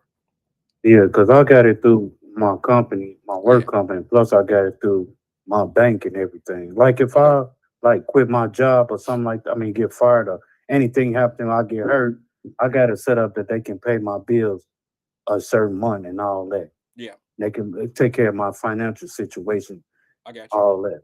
I So understand. some people don't know that. That's how I got it set up. It's two policies that's out on my company, then my bank that I go through, they deal with it too, Okay, in case something go down. So cool. that's how I set up. So I know the ins and outs of Okay. because some of these insurance they be on, they don't really tell you though, sit you down and really tell you, Jay, just sign your John Hancock right here, you good to go. But if you ain't see that small little print they got in that corner, that's on you. Well, But it's a great show. I And think what you the slippery uh, slope on these. I just want to say this, and then you can. oh, Posh. I think the slippery slope are the ones that it's the death benefits is what I think people should really Yeah. look.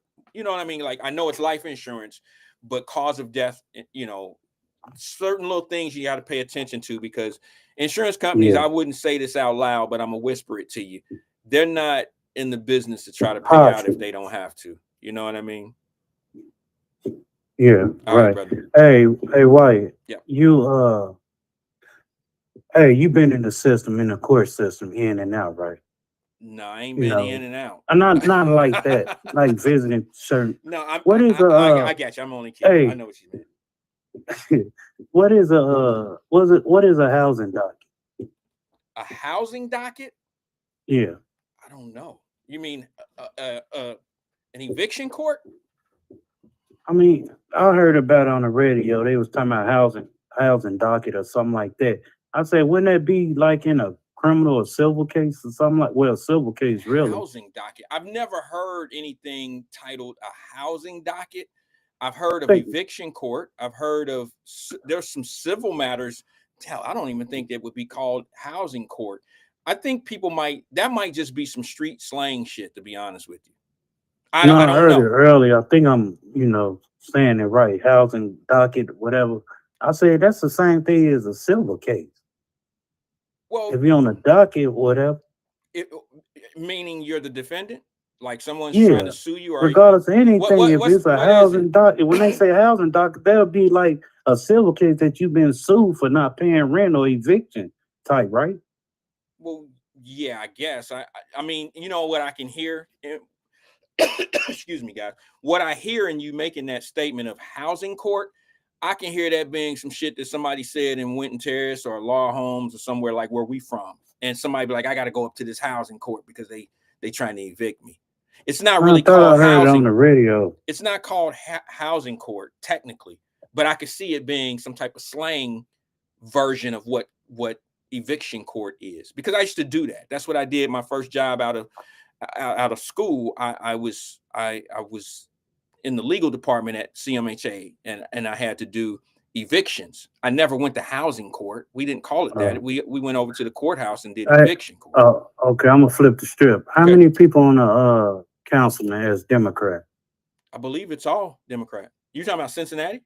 Yes. Yeah, I believe the mayor Okay. and the what is it? And Nine? any other city where crimes committed and everything is Democrat cities, right?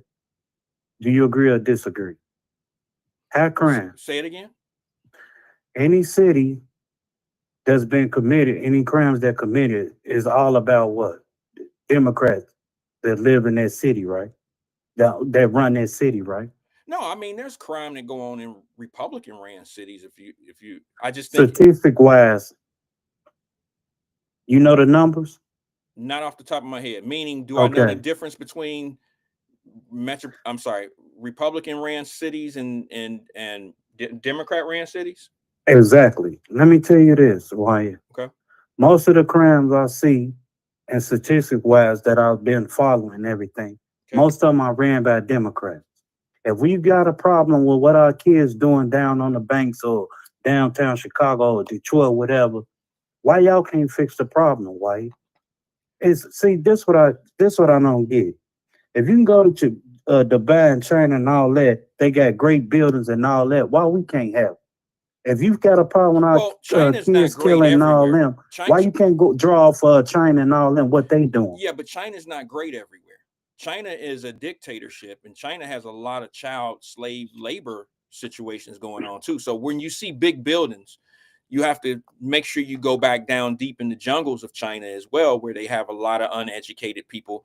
You know, it's see, I've always blamed a lot of things on classism. People want to argue racism a lot, and that doesn't mean that racism doesn't exist. However, it's if it was racism, then what do you say in China when everybody looked the same? There's not a dark Chinese person that you can call an African or you know, an N-word or anything. They all look alike, and there's poor people in every country. So you know, if you, I mean, of the native land, you know, like Did you see Orlando Brown message? Orlando Brown's message? Where at? In the chat? From Major, no, Orlando Brown, the actor No. What from Major Payne. Did you see why when he said why China look like this, Dubai look like this, why America can't look like this? It's in the chat. Okay, I'll have to look at it. And my thing is this, why we draw off this rhetoric, and it's sad, man. It's so sad. We draw off this for us by us. I understand that. Support your black. But how the hell you go keep supporting people we killing our own? Right. They come up with every day is Trump fault. They come up with the white man holding you back. It ain't the white man. Trump not at my house every day. He not in the community, the hood, the ghetto, whatever you want to say it, man. Every day. And it kills me how people, you stand up here, go on these radio and pump fake the community and everything and say how this and all that. Man, go on with that. It's our own kind that's doing it, man. Well, I mean, go ahead, man. Okay, I'm just curious. Why, you know, that shouldn't bother you. I mean, have you ever sat in a room with people that just don't believe what you believe, and you stayed in the room and you just was there because of what they were thinking and what they were talking? I walked out before. Okay. And I ain't want to listen to the BS. And then they said, you know what, twin, you just arrogant, cocky. No. Because y'all talking nonsense, man. I'm not trying to hear that. Let me help. What is y'all really saying? Let me help a little bit. Y'all don't put no knowledge in my head. Or the only thing y'all saying, this person, y'all blaming one folk. But y'all can't blame yourself. And y'all the cause of it. So I backed off of it. Let me help with one thing right here. Tracy Dillingham, who's probably been a little bit closer to the housing situation than I have been, because I've been out of it for probably. And what is affordable housing too? I want you to talk about that, man. Okay, let me take one at a time. You mentioned something. My bad. No. I'm gonna get to it. You mentioned something about a housing court. Tracy Dillingham was in the industry probably 20 years after. I mean, I haven't been in it in 20 years. Okay, so I don't know what the rules and regulations are. It's not on my radar anymore, but I will give you this information. I trust what she says because she is pretty familiar with, you know, the latest in it. She says housing. She's in the field. Huh? She's in the field. Yeah, she's in the field. Okay. She was in the field recently. I mean, as of a couple years ago that I know of. She says housing court was a thing. Got shot down by judges in 2021, excuse me. So, and then someone else said something else about that court thing. She said it got shot down in 2021. I believe so. I think the judges may have said something about it. I don't know if the court system has time to just handle housing. That's what I would think. That's what I would think, bro. I don't think that the docket. I think there's a ton of stuff on the docket, but there's other civil cases on that same docket. And I think what happened is there's so many housing issues. I mean, so many cases on that docket dealing with housing that someone may have just interpreted as being housing court. That's just me. I just never known it. I've never known it to be housing court, even back then. So let me see. Someone else that says something about it. Maybe that would answer your question. I'm not into that. See, people used to ask me a long time ago, why don't I get into rental property? It's because it's too messy for me. I don't like it. I'm more into commercial property. Okay, I deal with companies. I lease to companies. I don't lease to individuals. I don't do housing and all that, because you can make money in it, but it's a hard way to make money because people don't take care of your property like Exactly. you would take care of your property. So I've always kind of got away from the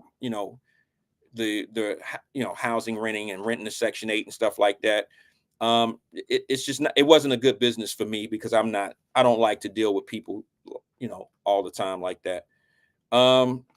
Let's see here. Tracy says affordable housing by definition is a joke. Of course it is. Y'all already know that. Y'all already know that. Okay, somebody Affordable explain. housing is affordable for who? Okay, first of all. All right. So Wyatt, let me tell you, man, I'm on a fixed income. Affordable housing, you got all these chandeliers and extra stuff in there. I can't afford it. What I'm paying for your Wait a minute, chandeliers and all You that? say you on a fixed income. You don't mean you was just speaking in general. Yeah, man, my OGs or whatever, elder people out there, man. So how can I afford that? Man, just say we got something for low income affordable housing people. Don't say this affordable, man, because I'm on a fixed income, man. I'd say I get $2,000. Okay, what percentage you gonna take out as my rent? I got grocery, medical bills, on play money. So what is it affordable about it? Let me balance my checkbook and stuff and see. Let me do this. Let me put a plug out there before we go, okay? Because I got to get up out of here. Let me just be honest with you guys and say this. What Twin is saying is legitimate, but this is what we need to be passing on to our children so they'll understand that you don't want to live in a market where people can dictate how much it's going to cost you to live. So if you get a locked in price, which means buying a home, buying a condo, buying something, those prices never change. All right. When you buy something for 300,000, let's just say, I'm just going to use a round number. The number never changes. Every time you make a payment, it becomes even closer to becoming yours. All right. It's not like every year your rent could go up or your mortgage can go up. It's a locked in price. Do not get a variable rate. That could change. That'll take all of what I'm telling you right now away. Okay. But if you get into a fixed rate, and you're dealing with mortgage, the only way that your mortgage payment could ever go up or, fluctuates is if the taxes change. All right. So, just remember, this is what we need to teach our kids, because we used to do this. This was very valuable back in the day of people, grandmas and all of that, bought property. Now, how it ended up, that's a whole nother story. That's a whole nother, story. All right. Another show. But a fixed rate and a fixed locked in price is how you make it in America. It's been proven. All right. You got to teach our kids. Like right now, my daughter just graduated from Ohio State and she's going back into school, but she's ready to get out here and do some things that is going to prepare her credit. And she doesn't want to pay, big sums of rent. So I'm telling her, well, what you want to do, let's find out where you're going to be stationed, where you're going to end up going, where are you going to end up, while you're in school, and what are you going to be doing? And she told me, and I said, well, why don't we look at some areas? Sorry about that, guys. Got a text message. Oh, they pushed my meeting back. Sure. Let me see this. Let me see if I can do this. Hold on. Okay. I can do that. All right. I got a few more minutes.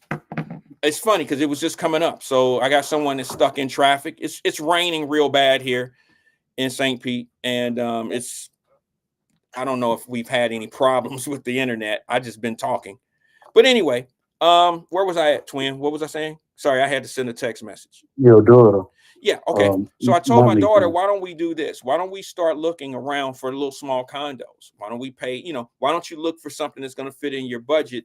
Get you into a condo. This is land ownership. Let's line that up. Let's lock you into a price so every year things won't go up. Your cost of living won't go up because housing is not affordable for a lot of people. But we have to teach our children the tricks of keeping, housing affordable for us. You know what I'm saying? Yeah, I understand. Yeah. Hey, one more thing. In the chat, Angela Williams put in there. You talked about it. I think it was Friday or Saturday in the chat. You remember?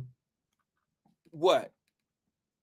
I didn't hear you. I'm I sorry. said, I I was said reading. Angela Williams put it back. You was talking about the stock thing in the chat. She Okay. wanted you to bring it up on Monday. I don't remember. I'll have to go back in the chat. Yeah, But kind of do it. Let's maybe bring it up to me tomorrow. Is that cool? I got you. I Bring got it you, up to me Sam. I tomorrow. Let's got see you. how that work out. AP, are you done? You cool? Thanks, twin. Yeah, Thanks for engaging. I'm cool, man. All right, All brother. right, I then. appreciate you. Thanks, man. Bye-bye. Yeah. All right, so AP, what's up, Anthony Prosser, my man? He says you can't make a private developer build all low rent housing. Best you can do is negotiate. They provide some slots for it. You still need growth and development as a city. Absolutely. Here's what you run into that as well, AP. You know, cities try to incentivize developers to do that by giving them tax abatements and tax incentives and things of that nature to, okay, you're going to build 100 apartments. We need 10% of them to be affordable rent or low income rent. Here's the problem that you run into that with. They can't force these developers to do that, okay, to build low income rent or whatever you want to call it. And a lot of developers don't want to get into the business. I hate to say it. I just got to be honest and tell you. Developers who sink in $500,000 or $1 million or $1.5 million in a property, maybe an apartment complex, they may spend $10 million. They're not looking to bring in the risk. This is not my thought. This is what the word is, and it's the truth. Affordable housing has a stigma. It has its own blemish. It's a brand of its own. And it brings, you know, what can happen is this. You can get pushback from neighborhoods. I mean, I think you guys have seen it. I think you've seen it in the Bond Hill area. You see it in the Hyde Park area up in Cincinnati. You get pushback because people don't want that type of housing in their communities. Now, you can make it racial. You can say, "Oh, they don't want black people," and no, you can say whatever you want to say, but it ain't always about black or white. It's about classism. I don't want people who aren't really supposed to be out here because they can't sustain it. They can't keep up with it. They can't cut the grass. They can't do certain things. They they're working on cars out in the fucking parking lot, shit like that. Nobody wants to live around that. You got boyfriends coming in and out of the properties and stuff like that. I'm just being honest with you. People don't want that. And then when you hear people complain about not wanting that in their neighborhoods or around the property that they've been able to sustain a lot of equity in, people get mad. And you're not really looking at the bigger picture. I would ask you, if you invested $500,000 of your money, if you get up every day and work, let me do this. Let me give you a better example. Anybody ever heard of City West? They're downtown Cincinnati, right? I remember when City West, I remember when they put, what is it? I remember when they tore Laura Holmes down. My apartment, 1335 John Street, 4th floor, was I think God was teasing me. God said, every day that you drive past here to go to work, I'm gonna let you see your old spot. God play around with you sometimes. He's funny. He's funny. He can be funny. My apartment, Mama Birch know where we live. My apartment hung out there for 2-3 months. They didn't tore the swing sets down. They didn't tore all the buildings around, but my particular building, the 4th floor and half of the building, the half of the building was gone. All right. And the windows were just hanging and dangling out. Okay. And it was my apartment up there. It was where we lived. It was the kitchen. You could see the kitchen from Ezra Charles. And I rolled past that thing every day. And I just looked up and I rolled right past Taft. That's where it was, to go to my office. Right. And every day. And one day I finally went past there and it was gone. Just completely gone. The whole, that whole area where the playground was, the whole nine, everything is demolished. It's just gone. I sat there. It was, if you never seen a grown man cry, I cried. I actually cried because I was already shook when I seen it dangling up there. But when I finally seen it down, it was like a piece of me crashed out too. Like it was just gone. Some people don't understand that because they've never been away. I've been away. I had been gone from Cincinnati for some years, and I tend to appreciate my stumping ground more so than some of my friends who was still down there living with girlfriends in that area. And you know, for me, I cherished it because when I was gone, I missed it. You know what I'm saying? It's like one of them things where you tend to miss things that you can't have anymore. But other people are still there, and it's like, oh man, ain't no big deal. I'm still down. I just don't live in Law Homes anymore. I live down the stand over that way. You know what I'm saying? And I just had a different appreciation for it. So yeah, I cried a little bit. I teared up. Let's just say that. I didn't boo-hoo. I just teared up. Long story short, let me just say this. Who came in? They built City West right on top of where Laura Homes used to be, right across the street from Taft. Very nice looking townhomes with garage doors. And, you know, I don't know. I've been in a couple because some of my partners that lived in Laura Homes and Lincoln Courts ended up with their girlfriends or had their own place. Little efficiencies in there too. Excuse me. They had this thing going on down there where they were selling some of the units and they were leasing some of the units. And I had a choice. I didn't love it enough to say I'm about to invest $215,000 in a townhome, like a condo setup in a townhome. I wasn't about to buy $215,000 worth of nothing. And the person next door to me paying $75 a month. Because you can see the difference between the person that has the $75,000 a month rent or $75 a month rent and the person that's paying a mortgage of a couple $1,000s a month. You can see the difference. And I was not going to invest in an area where a percentage of the people just wasn't really trying. They don't understand. They don't know. You know, they got cars in the parking lot, broke up cars, changing tires. And, you know, y'all know what I'm talking about. No, nobody really wants that. So what happened? A bunch of white people came down to the City West area, bought those properties, got tax abatements. Now look what's going on. 20 years later, here go TQL and all this, and you know, this good property down there. But I didn't want any because of how it was set up. So to answer that question and to, you know, be as honest as I possibly can, there's ways of, grills outside. Yeah, grills with no covers. Okay, you know, there's a way you can have a grill outside and keep your shit neat and tight outside. But I just couldn't find myself to buy something, and I'm paying way more than everyone else, and they live in the same area that I'm living in, which means their place look just like my place. Their townhome look just like my townhome, and I'm paying $2,000 a month mortgage, and you paying $75 a month. That just didn't settle right with me. And it wasn't just because of the money. It's because when you pay $75 a month, you treat it like $75 a month.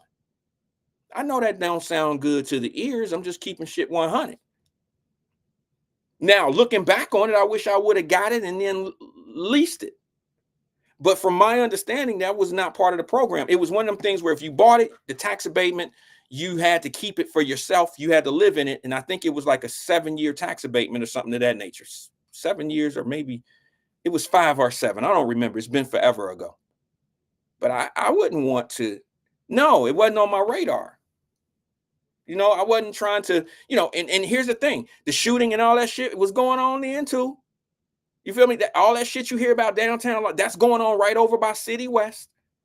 That's up the street in OTR. All that shit is the same. It's all the same. That's why you got that lady down there who moved into the city, and she lost her husband. Her husband didn't die any differently than how Black people been dying in that area all these years. I know that don't sound good to the ears. He's no different. He didn't die any differently. But you see how much attention. I mean, that's just,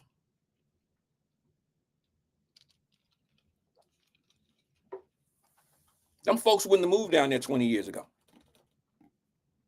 They wouldn't have moved down there. The area had to develop to what you see it to be today. 25, 30 years ago, they wouldn't have moved down there. because that's when everything was just getting started. No one even heard of soccer in Cincinnati. No one heard about any of this stuff that you see today. And so, no, they didn't. That wasn't even on the radar. Now, what I was told as a kid, there's mixed messages. Two things can be true at the same time. There was mixed messages about some of the neighborhoods in Cincinnati. I never knew English Woods was going to get demolished. I never knew English Woods was going to be gone. I heard that Laura Holmes was going to be torn down and it was going to be turned into a bunch of homes for white people. That's what I had heard over the years, me growing up. I'm talking about since I was a child. I also heard by the time I moved to the Fay apartment at about 11 or 12 years old, 11, 12-ish, I heard that the Fay Apartments was going to slide down the hill and be on 75 down there, whatever. What's the expressway? That's 75. I heard, because if you look at the Fay Apartments from the outside and look up, it is on the side of that damn hill. It's holding on with both hands. And I was told that was not going to last. So I've heard a lot of things. When I lived in New Orleans, they said the same thing. They said it's just a matter of time before the levee break. And it finally broke during Katrina. But, it's the same everywhere. All right. Every city, every metropolitan city has pretty much been handled the same way. All right. They've pretty much been handled the same way. They all pretty much have the same complaints. They all pretty much focus in certain general areas. They always talking about the problem versus a solution to the problem. It's just the same. It's the same no matter where you go. And I didn't been to the worst. I don't think I've ever lived in a city where the inner city was worse than New Orleans. I mean, it was just flat out just disrespectful. All right. Let me go to the phone lines before I get out of here. I got a few more minutes. Good afternoon, caller. This is Wyatt. Who am I talking to? Hey, it's Edsel. How are you doing? Hey, Edsel, how you doing today? See, I said it right. Yeah. Can you hear me? Right. I can, brother. How you doing today? Long time. I didn't hear you. Excuse me. I was drinking. I said, how you doing today? It's been a long time. Can you hear me? Yeah. I'm pleasant. Good. What's on your mind? But a lot of things I wanted to kind of discuss. Okay. We got a few minutes. I'll wait on some of it. Maybe I'll be able to get to it at the end. Okay. But did I hear you earlier say that a situation where a black woman was injured in the kitchen? I did. What happened? I think I caught the end up. Our sister Tracy Dillingham needs some prayers, bro. I think she burned herself. Second degree. I'm Hello? trying to. Yeah, can you hear me? Yo, can you hear? A little bit. I'm full. Yeah. Okay. Yeah, I believe Tracy Dillingham, man. Give her a prayer too. She burned herself, a second degree burn. She said, I'm trying to remember if it was kitchen or what it was. I'm the one who made the. We lost him. That's his phone. Try to call back, Essel. But yeah, Tracy Dillingham needs our prayers, y'all. She burned herself, second degree burns on her, I think wrist or hand, or I don't remember. It's so far ago, I couldn't find the comment. Mama Birch says Shirley Colbert fought to keep Lincoln LH. What's LH? Lincoln Laura Holmes. Okay. Miss Colbert, I should have been able to put that together. Y'all know Miss Colbert was the damn vice president. She was the city vice. She was Laura Holmes' president. Since the day I was born on the floor in Laura Holmes, literally. The day that I came outside and said, this is my neighborhood, this is where I'm gonna play, this is where I'm gonna grow up and have all my friends. Miss Colbert was the president, the community president. What do they call it? Community, isn't it the community president? Community council president. She was that forever. Everybody liked her. She was she was good people. She kept everything in order. I'm sure there were some people that didn't like her because everybody wasn't doing things right. But she'd come check your ass. My grandmother loved her. My grandmother loved her some Miss Colbert. She called her Shirley. My grandmother loved it because they would always have their little meetings and the community would come out, talk about what needs to be done, fix it. Wasn't gonna be no tires all out there at the dumpster. Wasn't gonna be no mattresses. You know, no pissy ass mattresses outside in the parking lot or at the or in the playgrounds. No.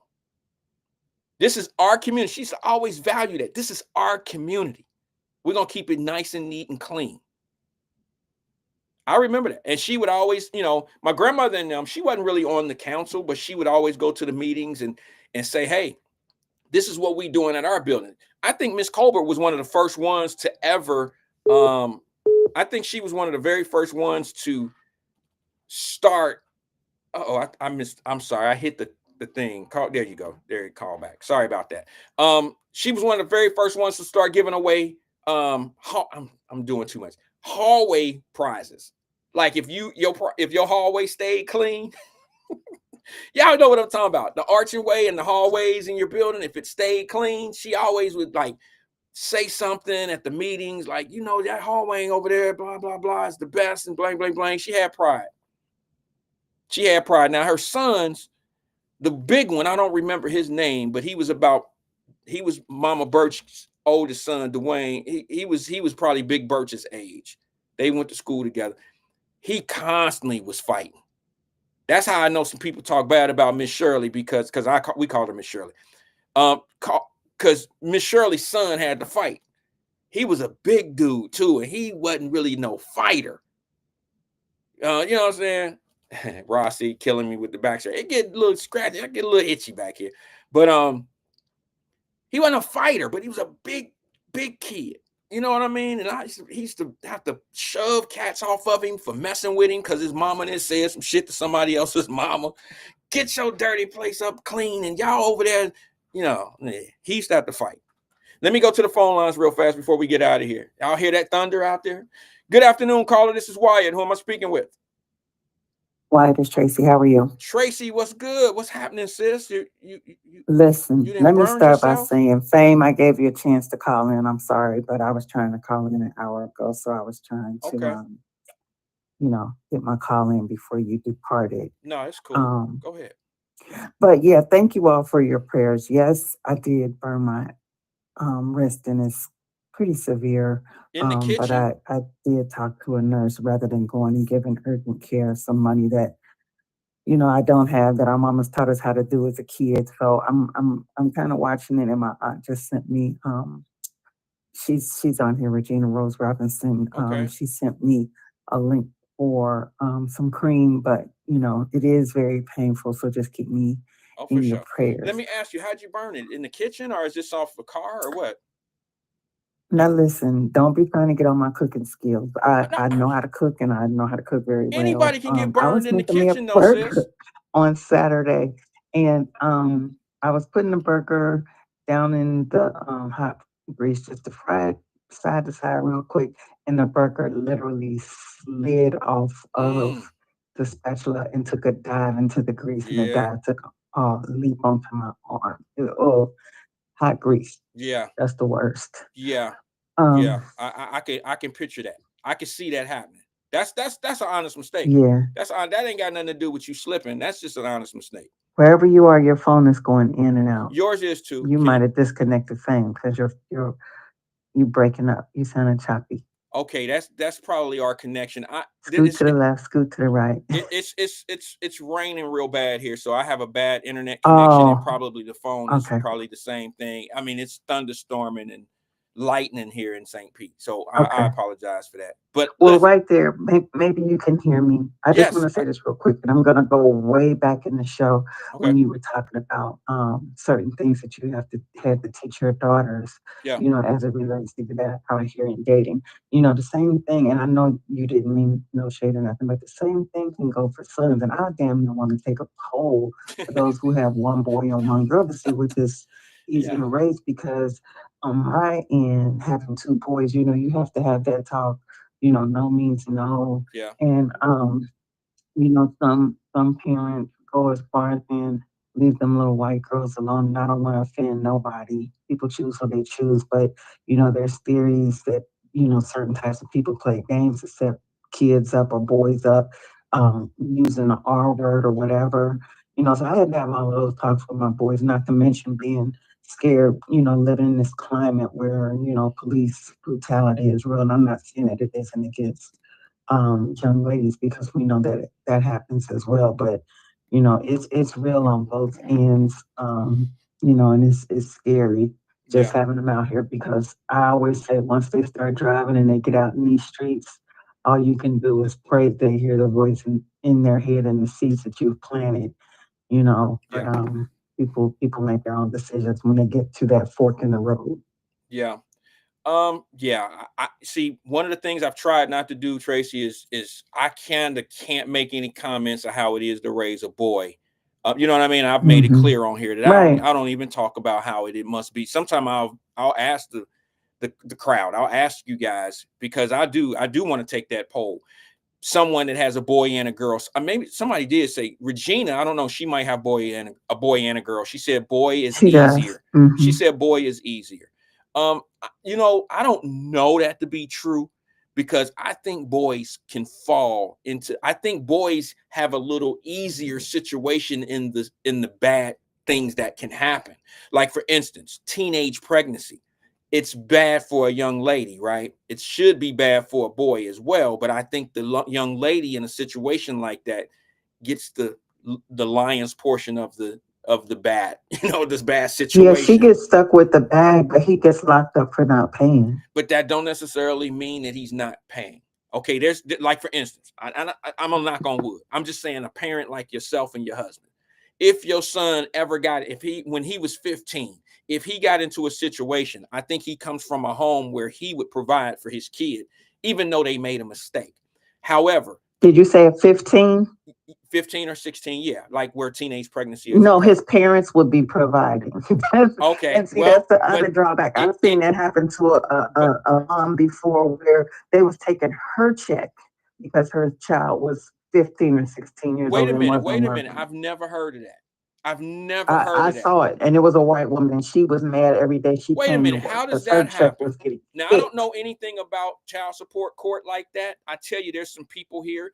I know Sabrina Calloway works in that area, that she's an expert at that. She's been there 30 years. But I've never known that if a teenage son has a baby with a teenage girl, that they could garnish. Are they garnishing the wages, or did the mother agree to have that money taken out of her check? I don't know if she agreed or if she garnished. She had to be getting garnished, because she, as furious as she was every day coming to work, and she would talk about it. So she wasn't happy about them taking the money, or she wasn't happy about what her son did? I'm just trying to get an idea. She wasn't happy that her check was getting hit, because it made everything, all of her other bills, short, because she was paying for a baby that her son was not. Oh my God. So here we go, getting into my issue with parenting again. And here's the thing, Tracy. I don't know if you've been listening to me lately talk about how I think it's responsible. We got to start holding parents accountable. Here is another thing that shows how it's monetarily, it hurts the pocket of a parent when a teenager does something wrong. So you telling me, I'm just taking what you're telling me right now, and I see some people saying, yes, that's true. Are you telling me that child support will garnish the wages of a mother of a teenage son if the payments, or if child support is not being paid, they'll go to the mother to get the money, or the father? That's what she said to me. I guess because this girl that her son, got pregnant, the daughter, her parents, the girl's parents, wasn't paying. It was like, oh, y'all gonna pay for this baby, and they started garnishing her wages. And she came in, and it was like a staff meeting. She told us all about this. Was back in the 90s.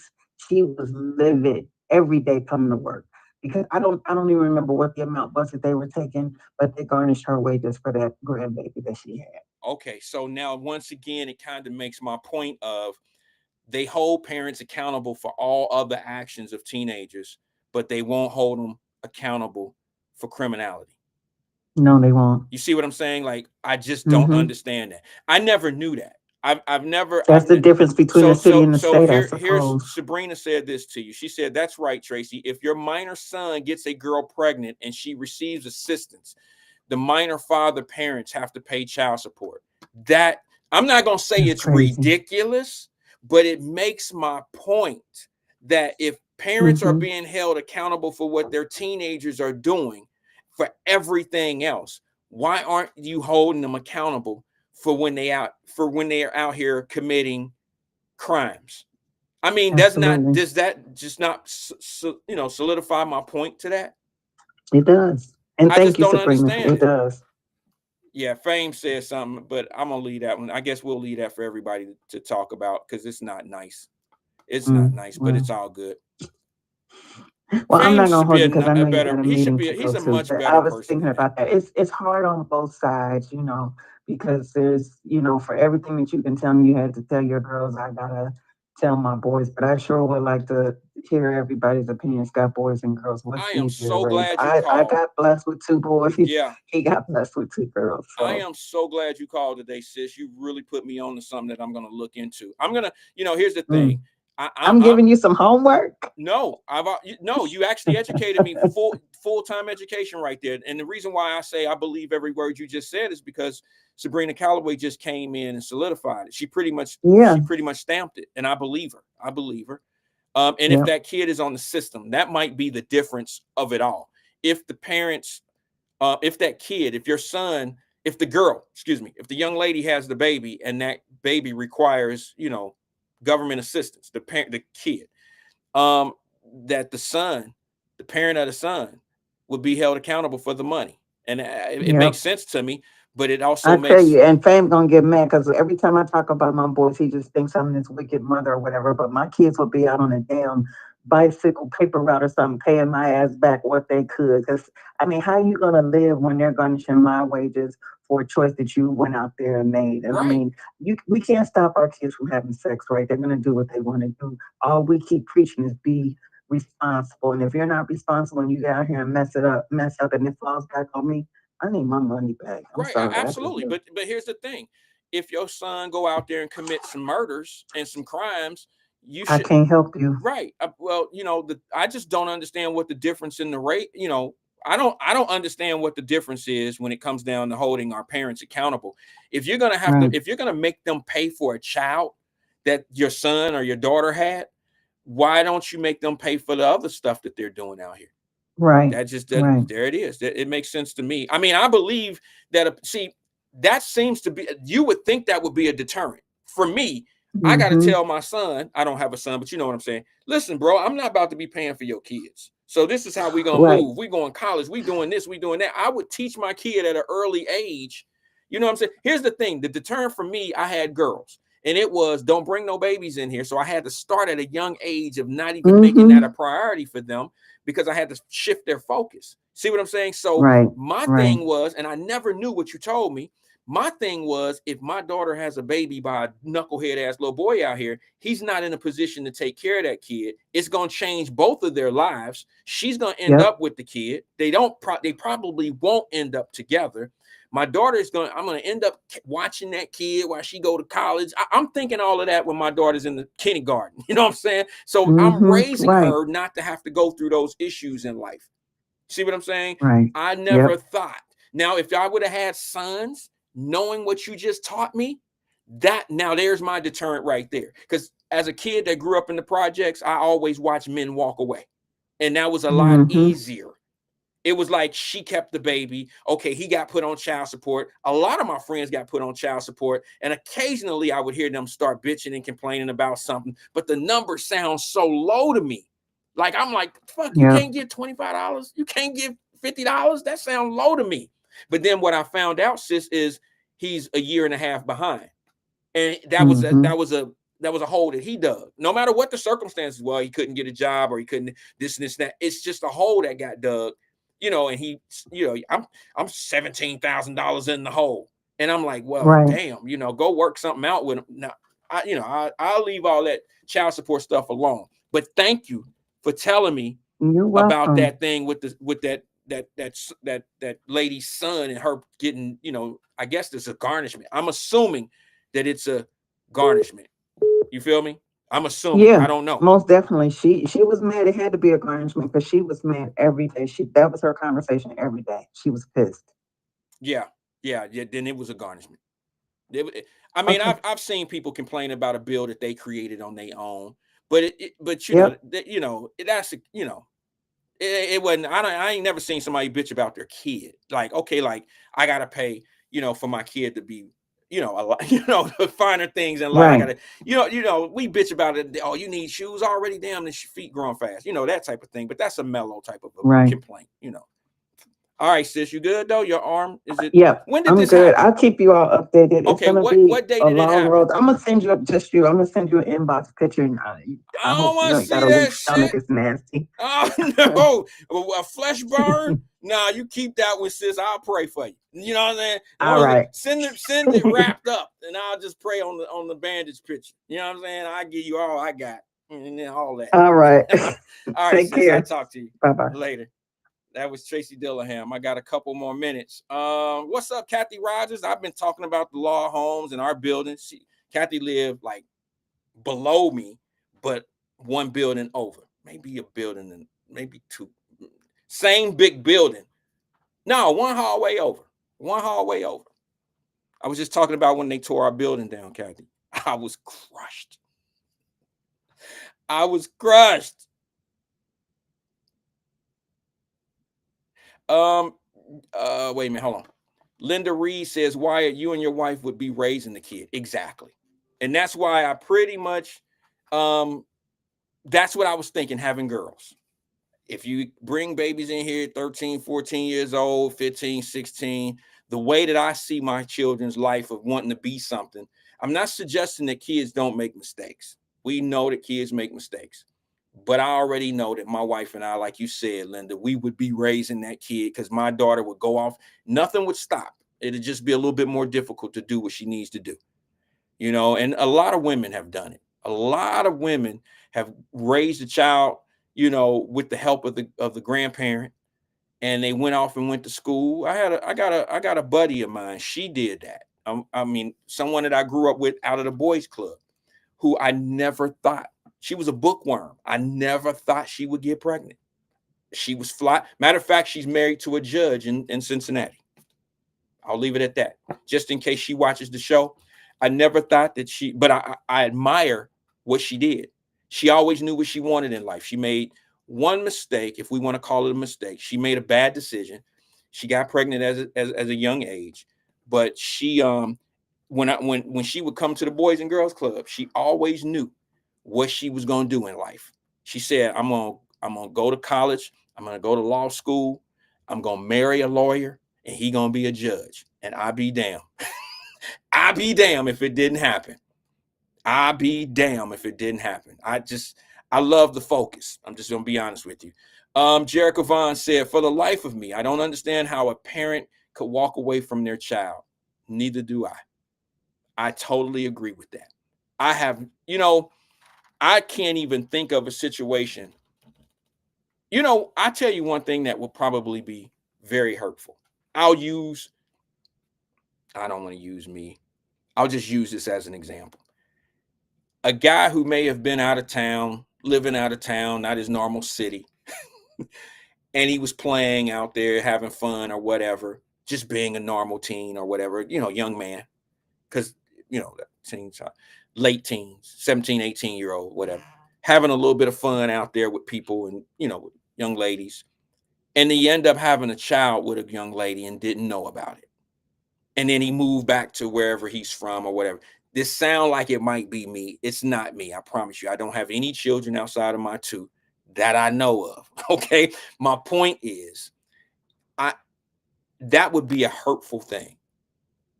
You one day get a phone call or get something and you got a 22-year-old or a 23-year-old or a 27-year-old. You know what I'm saying? I couldn't even imagine that happening to me, because the first thing that come to my mind would be this, to what Jerica is saying. I would say, y'all couldn't find me I'm not hard to find. You couldn't look me up. It's social media out here these days.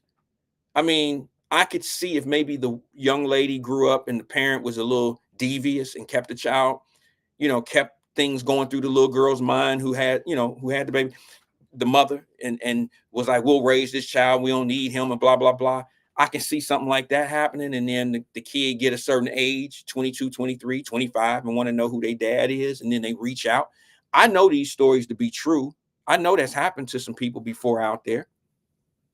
And I would think that that's a horrible situation to be the father, to have fathered someone, to have, to have had a child with someone, and you the dad of that kid, and you never met them, and they 25, 26 years old. That I would have a problem with that.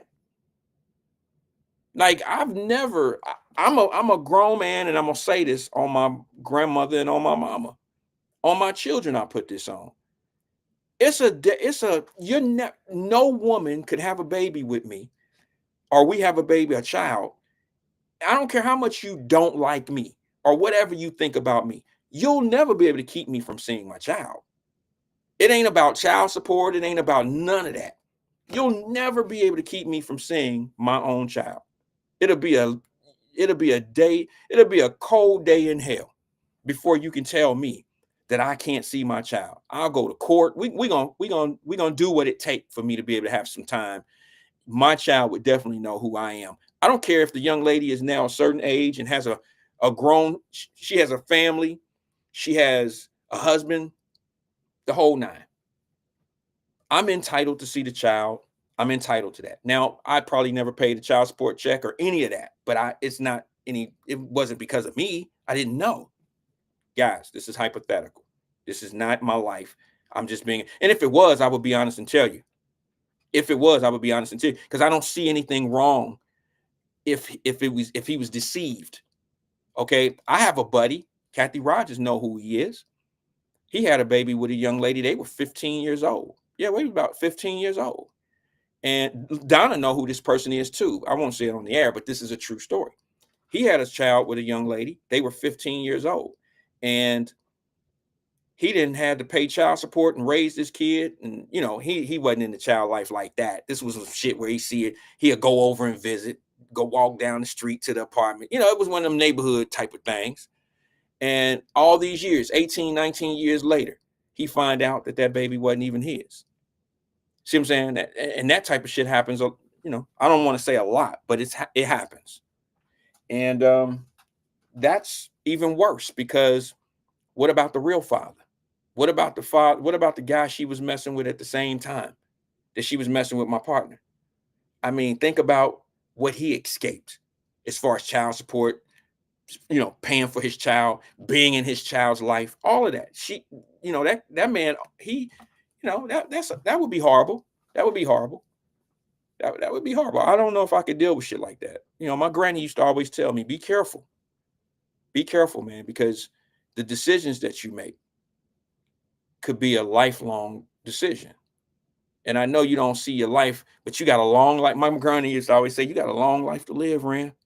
You got a long life to live. So everything that you're doing now is going to show up later in your life. And I think where I benefited, me personally, I don't know about you guys, I hope it's the same for everybody here. I grew up around love. We was poor, but we had love. My granny always looked the same. My Aunt Stell, my Aunt Rose, everybody in my family that were elders, they all had gray. I don't even remember them having black hair. The salt and pepper, I always remembered them that way. And so it made it easier for them to tell me, you want to be better. I mean, you want to be good when you get older, because I always seen them as being older. So I worked to be able, that played a big part in my decision making. Here's another one. I watched my father in real life do just the opposite. I seen him go in and out of jail. I seen him hustle. Hustle just don't mean dope and shit. He hustled. He did different things. He hustled. He gambled and stuff like that. I seen him do that stuff. That played a bit, and I seen the reward. There was none. I seen the repercussions of living that type of style, that lifestyle. That played a big part in my decision making. Do I follow? Where am I going to be when I'm his age? See what I'm saying? Now, I'm not saying my father was the worst person in the world. How many my mama didn't work out or whatever, they was teenagers. I didn't got no beef with that. No problem whatsoever. But I look at him as a gauge. And this is why I don't understand how people continuously fall into certain rhythms of life, because everything is a gauge. I send in Wyatt Live Messenger group all the time. I always send you guys motivational things about somebody who's an entrepreneur and they made it and blah, blah, blah. You know, the young little white dude that walk around with the microphone and say, how did you become a millionaire? I send those because a lot of those stories, they're very familiar to all of us. We all have been at home dreaming about doing something, blah, blah, blah, blah, blah. I try to put those and implement those in y'all life, in our lives, so we can look at it as motivation. Like, okay, if he can do it, we can do it. If she can do it, we can do it. I was raised that way. Watch and look and listen as the example. It can be how to be or the example of how not to be. Brenda Early, I got a question. You said something to me the other day. We were talking about airplanes. Not really. I brought up airplanes. I wanted to say something to you because I read a comment. You said, hey, Wyatt, I thought you said that you bought some airplanes. Because we were talking about the propeller. I was like, I can't get in propeller planes. Well, the investment that I made was an airstrip here in St. Pete. Excuse me. And yes, there are planes involved in it, but they're not propeller planes. They're not, you know, them type of plane. Like the plane, like the planes that would come around. You know, they're not that. I took pictures and, you know, when couple 2-3 years ago when we first made the purchase, and it's really off the radar because it's a development. It's a thing where the land and, you know, bought the land and the buildings before we bought any planes. All right. It's one step at a time. It's a long process. I still won't ride in them little bitty small airplanes with the 2-door jam you up in with the propellers on the side or the propeller in the front. And I still won't get into a very small helicopter. You know what I mean? Those 4-seaters. It's too small for me. If I can feel myself move in the sky, I can't do those. So I just wanted to tell you that, yes, I'm surprised that you remember that from 2-3 years ago. But yes, I look to make the money on the ground. Okay. My purpose in the investment is to rent space. It's a commercial investment. Okay. The hangars and things of that nature, and, you know, plane washing and stuff to that nature. There's a lot of money in Florida for stuff like that. We do boat washing, you know, we can, you know, deck washing and stuff like that. So that's what that was about. So let me read this one last comment. Do I have a call? I do. I have a call. Let me take this call. Final call of the day. Good afternoon, caller. This is Wyatt. Who am I speaking with? Hey, how you doing? Hey, out of Cincinnati, sir. CK, Cincinnati King. What's good with you, brother? Yeah, man, doing good. I was listening to your show, man. It was great, man. I like how you was doing it. You was talking about how the people were Wait with a minute. the pregnancy. Hold on one second, bro. I couldn't hear you that well. What did you say? I was when you was talking about pregnancy. Yeah, the pregnancy. That was it right there. There you go, CK. Just get closer to the phone. We can hear you a little Yeah, bit better. I was fucking. When you talking about the pregnancy. Yes. The pregnancy. Yes. Like you said, you gotta understand, ain't no mistakes. You hear me? So we just gotta make sure we gonna do it like we supposed to do it. Because like you said, even though she got teen pregnant, still the judge and the lawyer provided a way. See what I mean? These type of incomes make it so you don't have to worry about teen. See what I mean? We're talking about 6 figures a year, Wyatt. Of what? 6 figures. Who gets 6 figures? Judges and lawyers, attorneys. Oh, okay. You mean for the work that they're doing in the courts? Yeah. So I'm saying just because she's pregnant at a teen, that is no disadvantage because of who she was pregnant by. See what I mean? Intellectual. Nah, bro, I didn't get that. I'm sorry, I didn't catch If you listen, old girl, Travis Hunter's wife is straight for life. You need to secure your future. That was Travis Hunter's wife did. Would you deny that? How many young ladies out here are with Travis Hunters? Travis Hunter happened to be the #1 pick of the NFL draft this year. I mean, In his case, yes, but in many cases, bro, he's only one of 1,500. Okay, and not everybody went in the first round with guaranteed money. All right, but And I wouldn't even compare that situation to what the day-to-day people go, regular people go no, through. this is what I'm saying. This is how you secure your life in the future. Like you said, these old people are telling you, skip the clubs, skip the sowing your wild oats, go straight into marriage like we used to do when you were good. Excuse me. That's what they're trying to tell you. So you need to, like you said, having a baby young is a good thing. You need to have those babies at young ages. See what I mean? That's why No, look what happened to her. She no. became married to a judge. Well, but that's not who she had her baby by. But it didn't stop anything. Her beauty, her personality got her who she wanted in the long run. But that Right? don't work for everyone. I wouldn't rely on that method. Mm-hmm. You understand what I'm saying? That's not like the playbook. I wouldn't use that. That's like a trick play. It don't work that often. I wouldn't use that. I mean, I think the best way to prevent those type of things is to just stay away from what can cause the problem. That's what I think. Now, What, granted, so you think you don't like the Travis Hunter philosophy? Go and get married and just now you can concentrate on your career. I You got your love. family. Go and get your wife pregnant at 21. Yeah, That's a good way to do it, right? okay. Maybe I'm a little bit lost because I love Mm-hmm. Travis Hunter's way of doing things. A lot of people Uh, don't. A lot of people don't because it's not traditional these days. But I love what he's done. I thought you were talking about, you know, what what the person did, the young lady who married the judge and stuff, and how she made a mistake having a baby out of wedlock, not being with somebody that can provide and stuff like that. That's what I thought you were talking about. oh, we're on the same page then. Yes. And with what he did also, I like that he's getting a lot of flack, but he has support from people like you and I, right? Okay. Because like you said, he's a young man. Everybody think they know when they don't know nothing. Just because I live my life don't mean I could dict Travis's and his lovely wife's life. Do you understand? I get it. I'm And not I mad. think if more young men took his vigor and married the love of their life, you don't have to have sex with these girlfriends. You could just kiss and smooch and then do it traditionally like the church.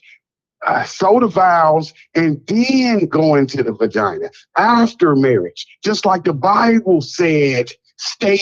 Wyatt, I hear I you, man. like that I hear you, because this how you keep your daughters and you keep these women. They keep their vaginas pure because now they making them wait till marriage, like Travis Hunter wife. Oh, I love it. Just like you said, it's a beautiful plan from the Heisman Trophy winner. Yeah, no, I think I adore his position. I adore what he's done. I love the fact. But look at society. Look at how society is treating him like he's a goofy. Look at how Yeah. society is treating him like he's a lame and this and this and that. He's a young man who's had this young lady for a few years or whatever. They don't know how those people relationship, how that man is with that young. They don't know, but they make it into something that make it juicy for people to talk about. However, I see nothing wrong with a multimillionaire wifing up his girlfriend, having a baby. Thank you, sir. I have no problem with that. That's the way. Thank you, sir, That's because the best way to do it. and then look at yourself, sir. I have no credibility to speak on you and your wife's relationship. That's between you two, right? Why do people have the gall to speak on another man's marriage? It just burns me up inside. Why would I speak on you? That's so disrespectful. It's really, you need an ass whooping for it. I mean, what's your thoughts on people hating on happy relationships? Well, it's funny that you say that because today's show, I was lost on what I was going to talk about. But there's one thing that I've been wanting to talk about. And CK, you could probably warm it up like Chris. Like, warm it up, Chris. Well, I'm about to. Let me tell you. That's what I was born to do. I was going to ask this question, man. All right. I was going to ask this question. Do you think that married women should be friends with unmarried women?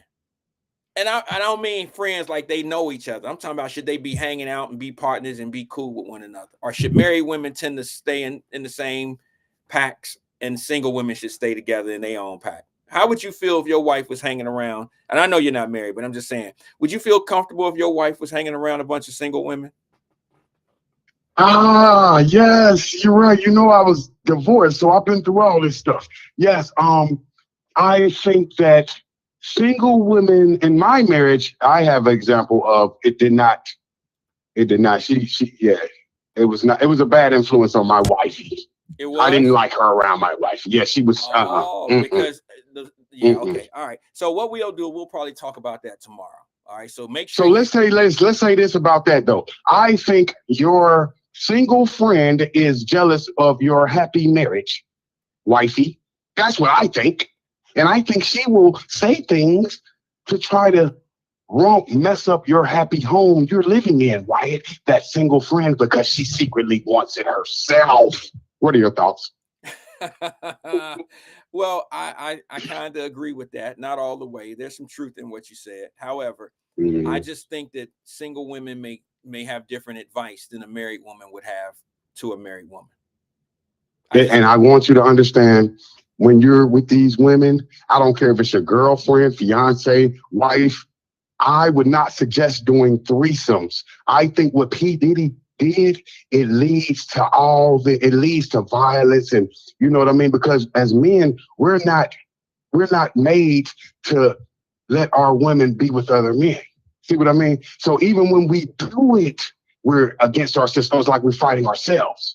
That's why. I don't know. That's why. CJ, Remember, hold on. Let me clarify, sir. Okay. That's why Diddy checked her phone and seen her texting the guy that she was one of the freakouts, and he confronted the guy because he's not even secure. You know what a woman's gonna do if you let a guy in between. She's gonna be after that. It's gonna be something else. So yes, I think that you're gonna still deal with insecurities when you're dealing with these kind of freakouts. Wait a minute. You and I had that conversation like a week or two ago, and I told you that men that do this with their women still could be insecure.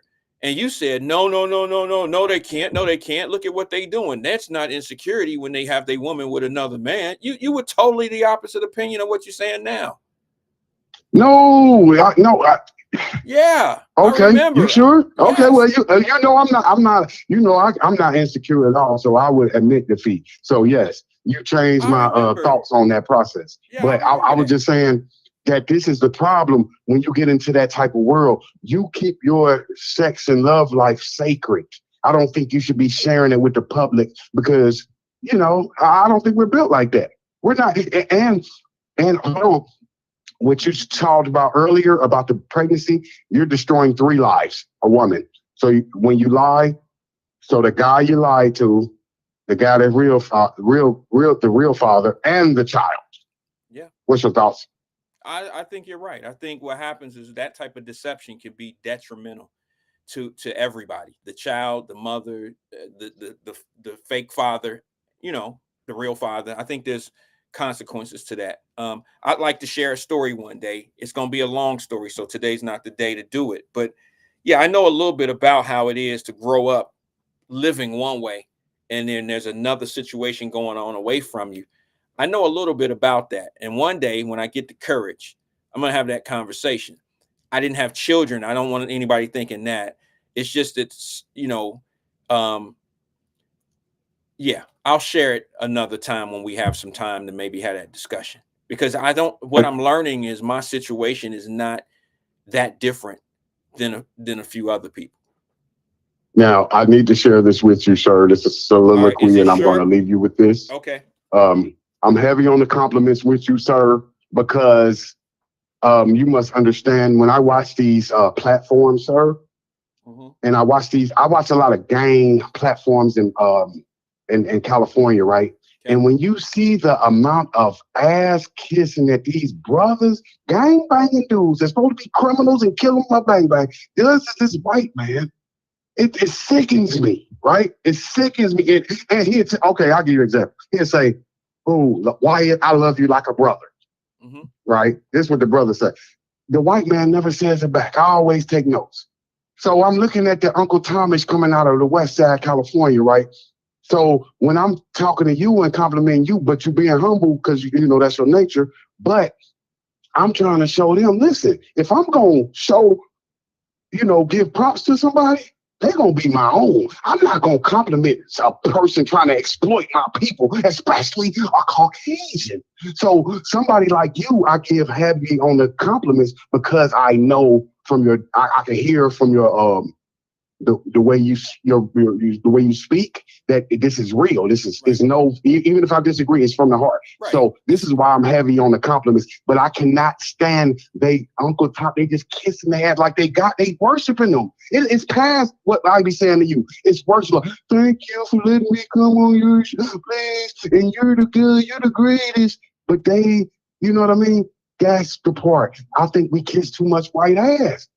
If you're gonna kiss ass, you better just kiss. Hey, you better kiss your own people ass first. But we too happy to be on their platform when I'm just as happy to be on your platform. I didn't build this. This is yours. You let me on your shit. So why? So that's the only reason I be heavy on the compliment, because of my people doing what they doing. I see what they doing on the internet. They going too heavy, and they not congratulating people like you. They congratulating people that's exploiting us. And getting us, is causing murders. When you listen to Wyatt Live, you hear a man trying to stop the violence, and he's promoting fatherhood. That was my soliloquy, sir. I wrote that back in, That was it right there, Wyatt. I understand, brother. Hey, I really appreciate you, bro. Yeah, I had to come with it. I had to come with it. I knew where it was going. I'm like, we gonna make sure that the people that deserve credit, and because the people they compliment don't have your intellectual accomplishments. These white people, they ain't got nothing. They dropouts, dirt bikers. So they nobody. So I could compliment a educator, especially a man that just told me his daughter about to go to medical school. Are you serious? All right, CK, I appreciate it, bro. I got to get out of here. I'm at the top of the hour. Keep on doing the good work. I appreciate you, brother. I really do. Thank you, bro. That was CK. I appreciate him engaging with us. Hey, that's my time, y'all. I'm sorry. I got to get out of here. They changed my meeting to 4 o'clock, and they're setting up. They're waiting on me.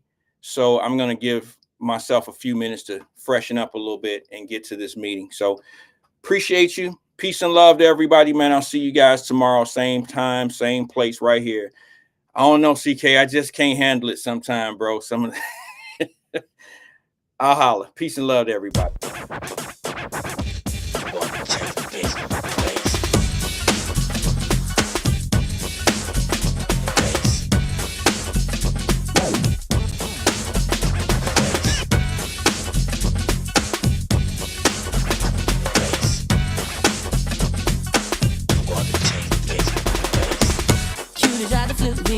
She tried to blow my mind.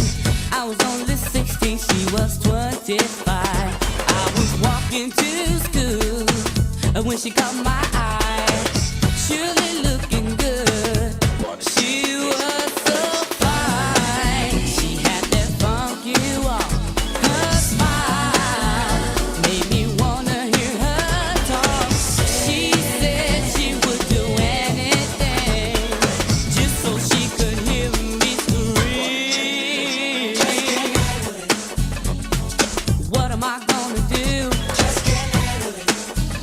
What excuse could I use? Just can't handle it. She's got me so confused. Just can't handle it. I thought she was bluffing, just messing with my head. So I forgot about school, went to her place instead. She started to undress as I looked at her thighs. I can't pass this test, 'cause this girl is so fine. She had this funky walk, her style made me wanna hear her talk. She said she would do anything just so she could hear me scream. Just can't handle it. What am I gonna do? Just can't handle it. What excuse could I use? Just can't handle it. She's got me so confused. Just can't handle it.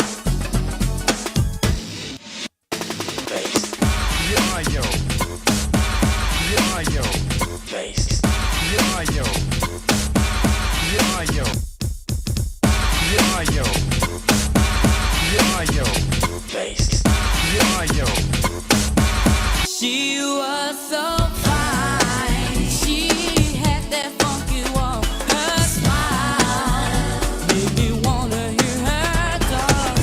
She said she would do anything just so she could hear me scream. What am I gonna do? Just can't handle it. What excuse could I use? Just can't handle it. She's got me so confused. Just can't handle it. Just can't handle it. What am I gonna do? Just can't handle it. What excuse could I use? Just can't handle it. She's got me so confused. Just can't handle it. Just can't handle it. Just can't handle it. I thought she was loving. Just can't handle it. Just messing with my head. Just can't handle it. I forgot all about school and went to her place instead. Cutie tried to flip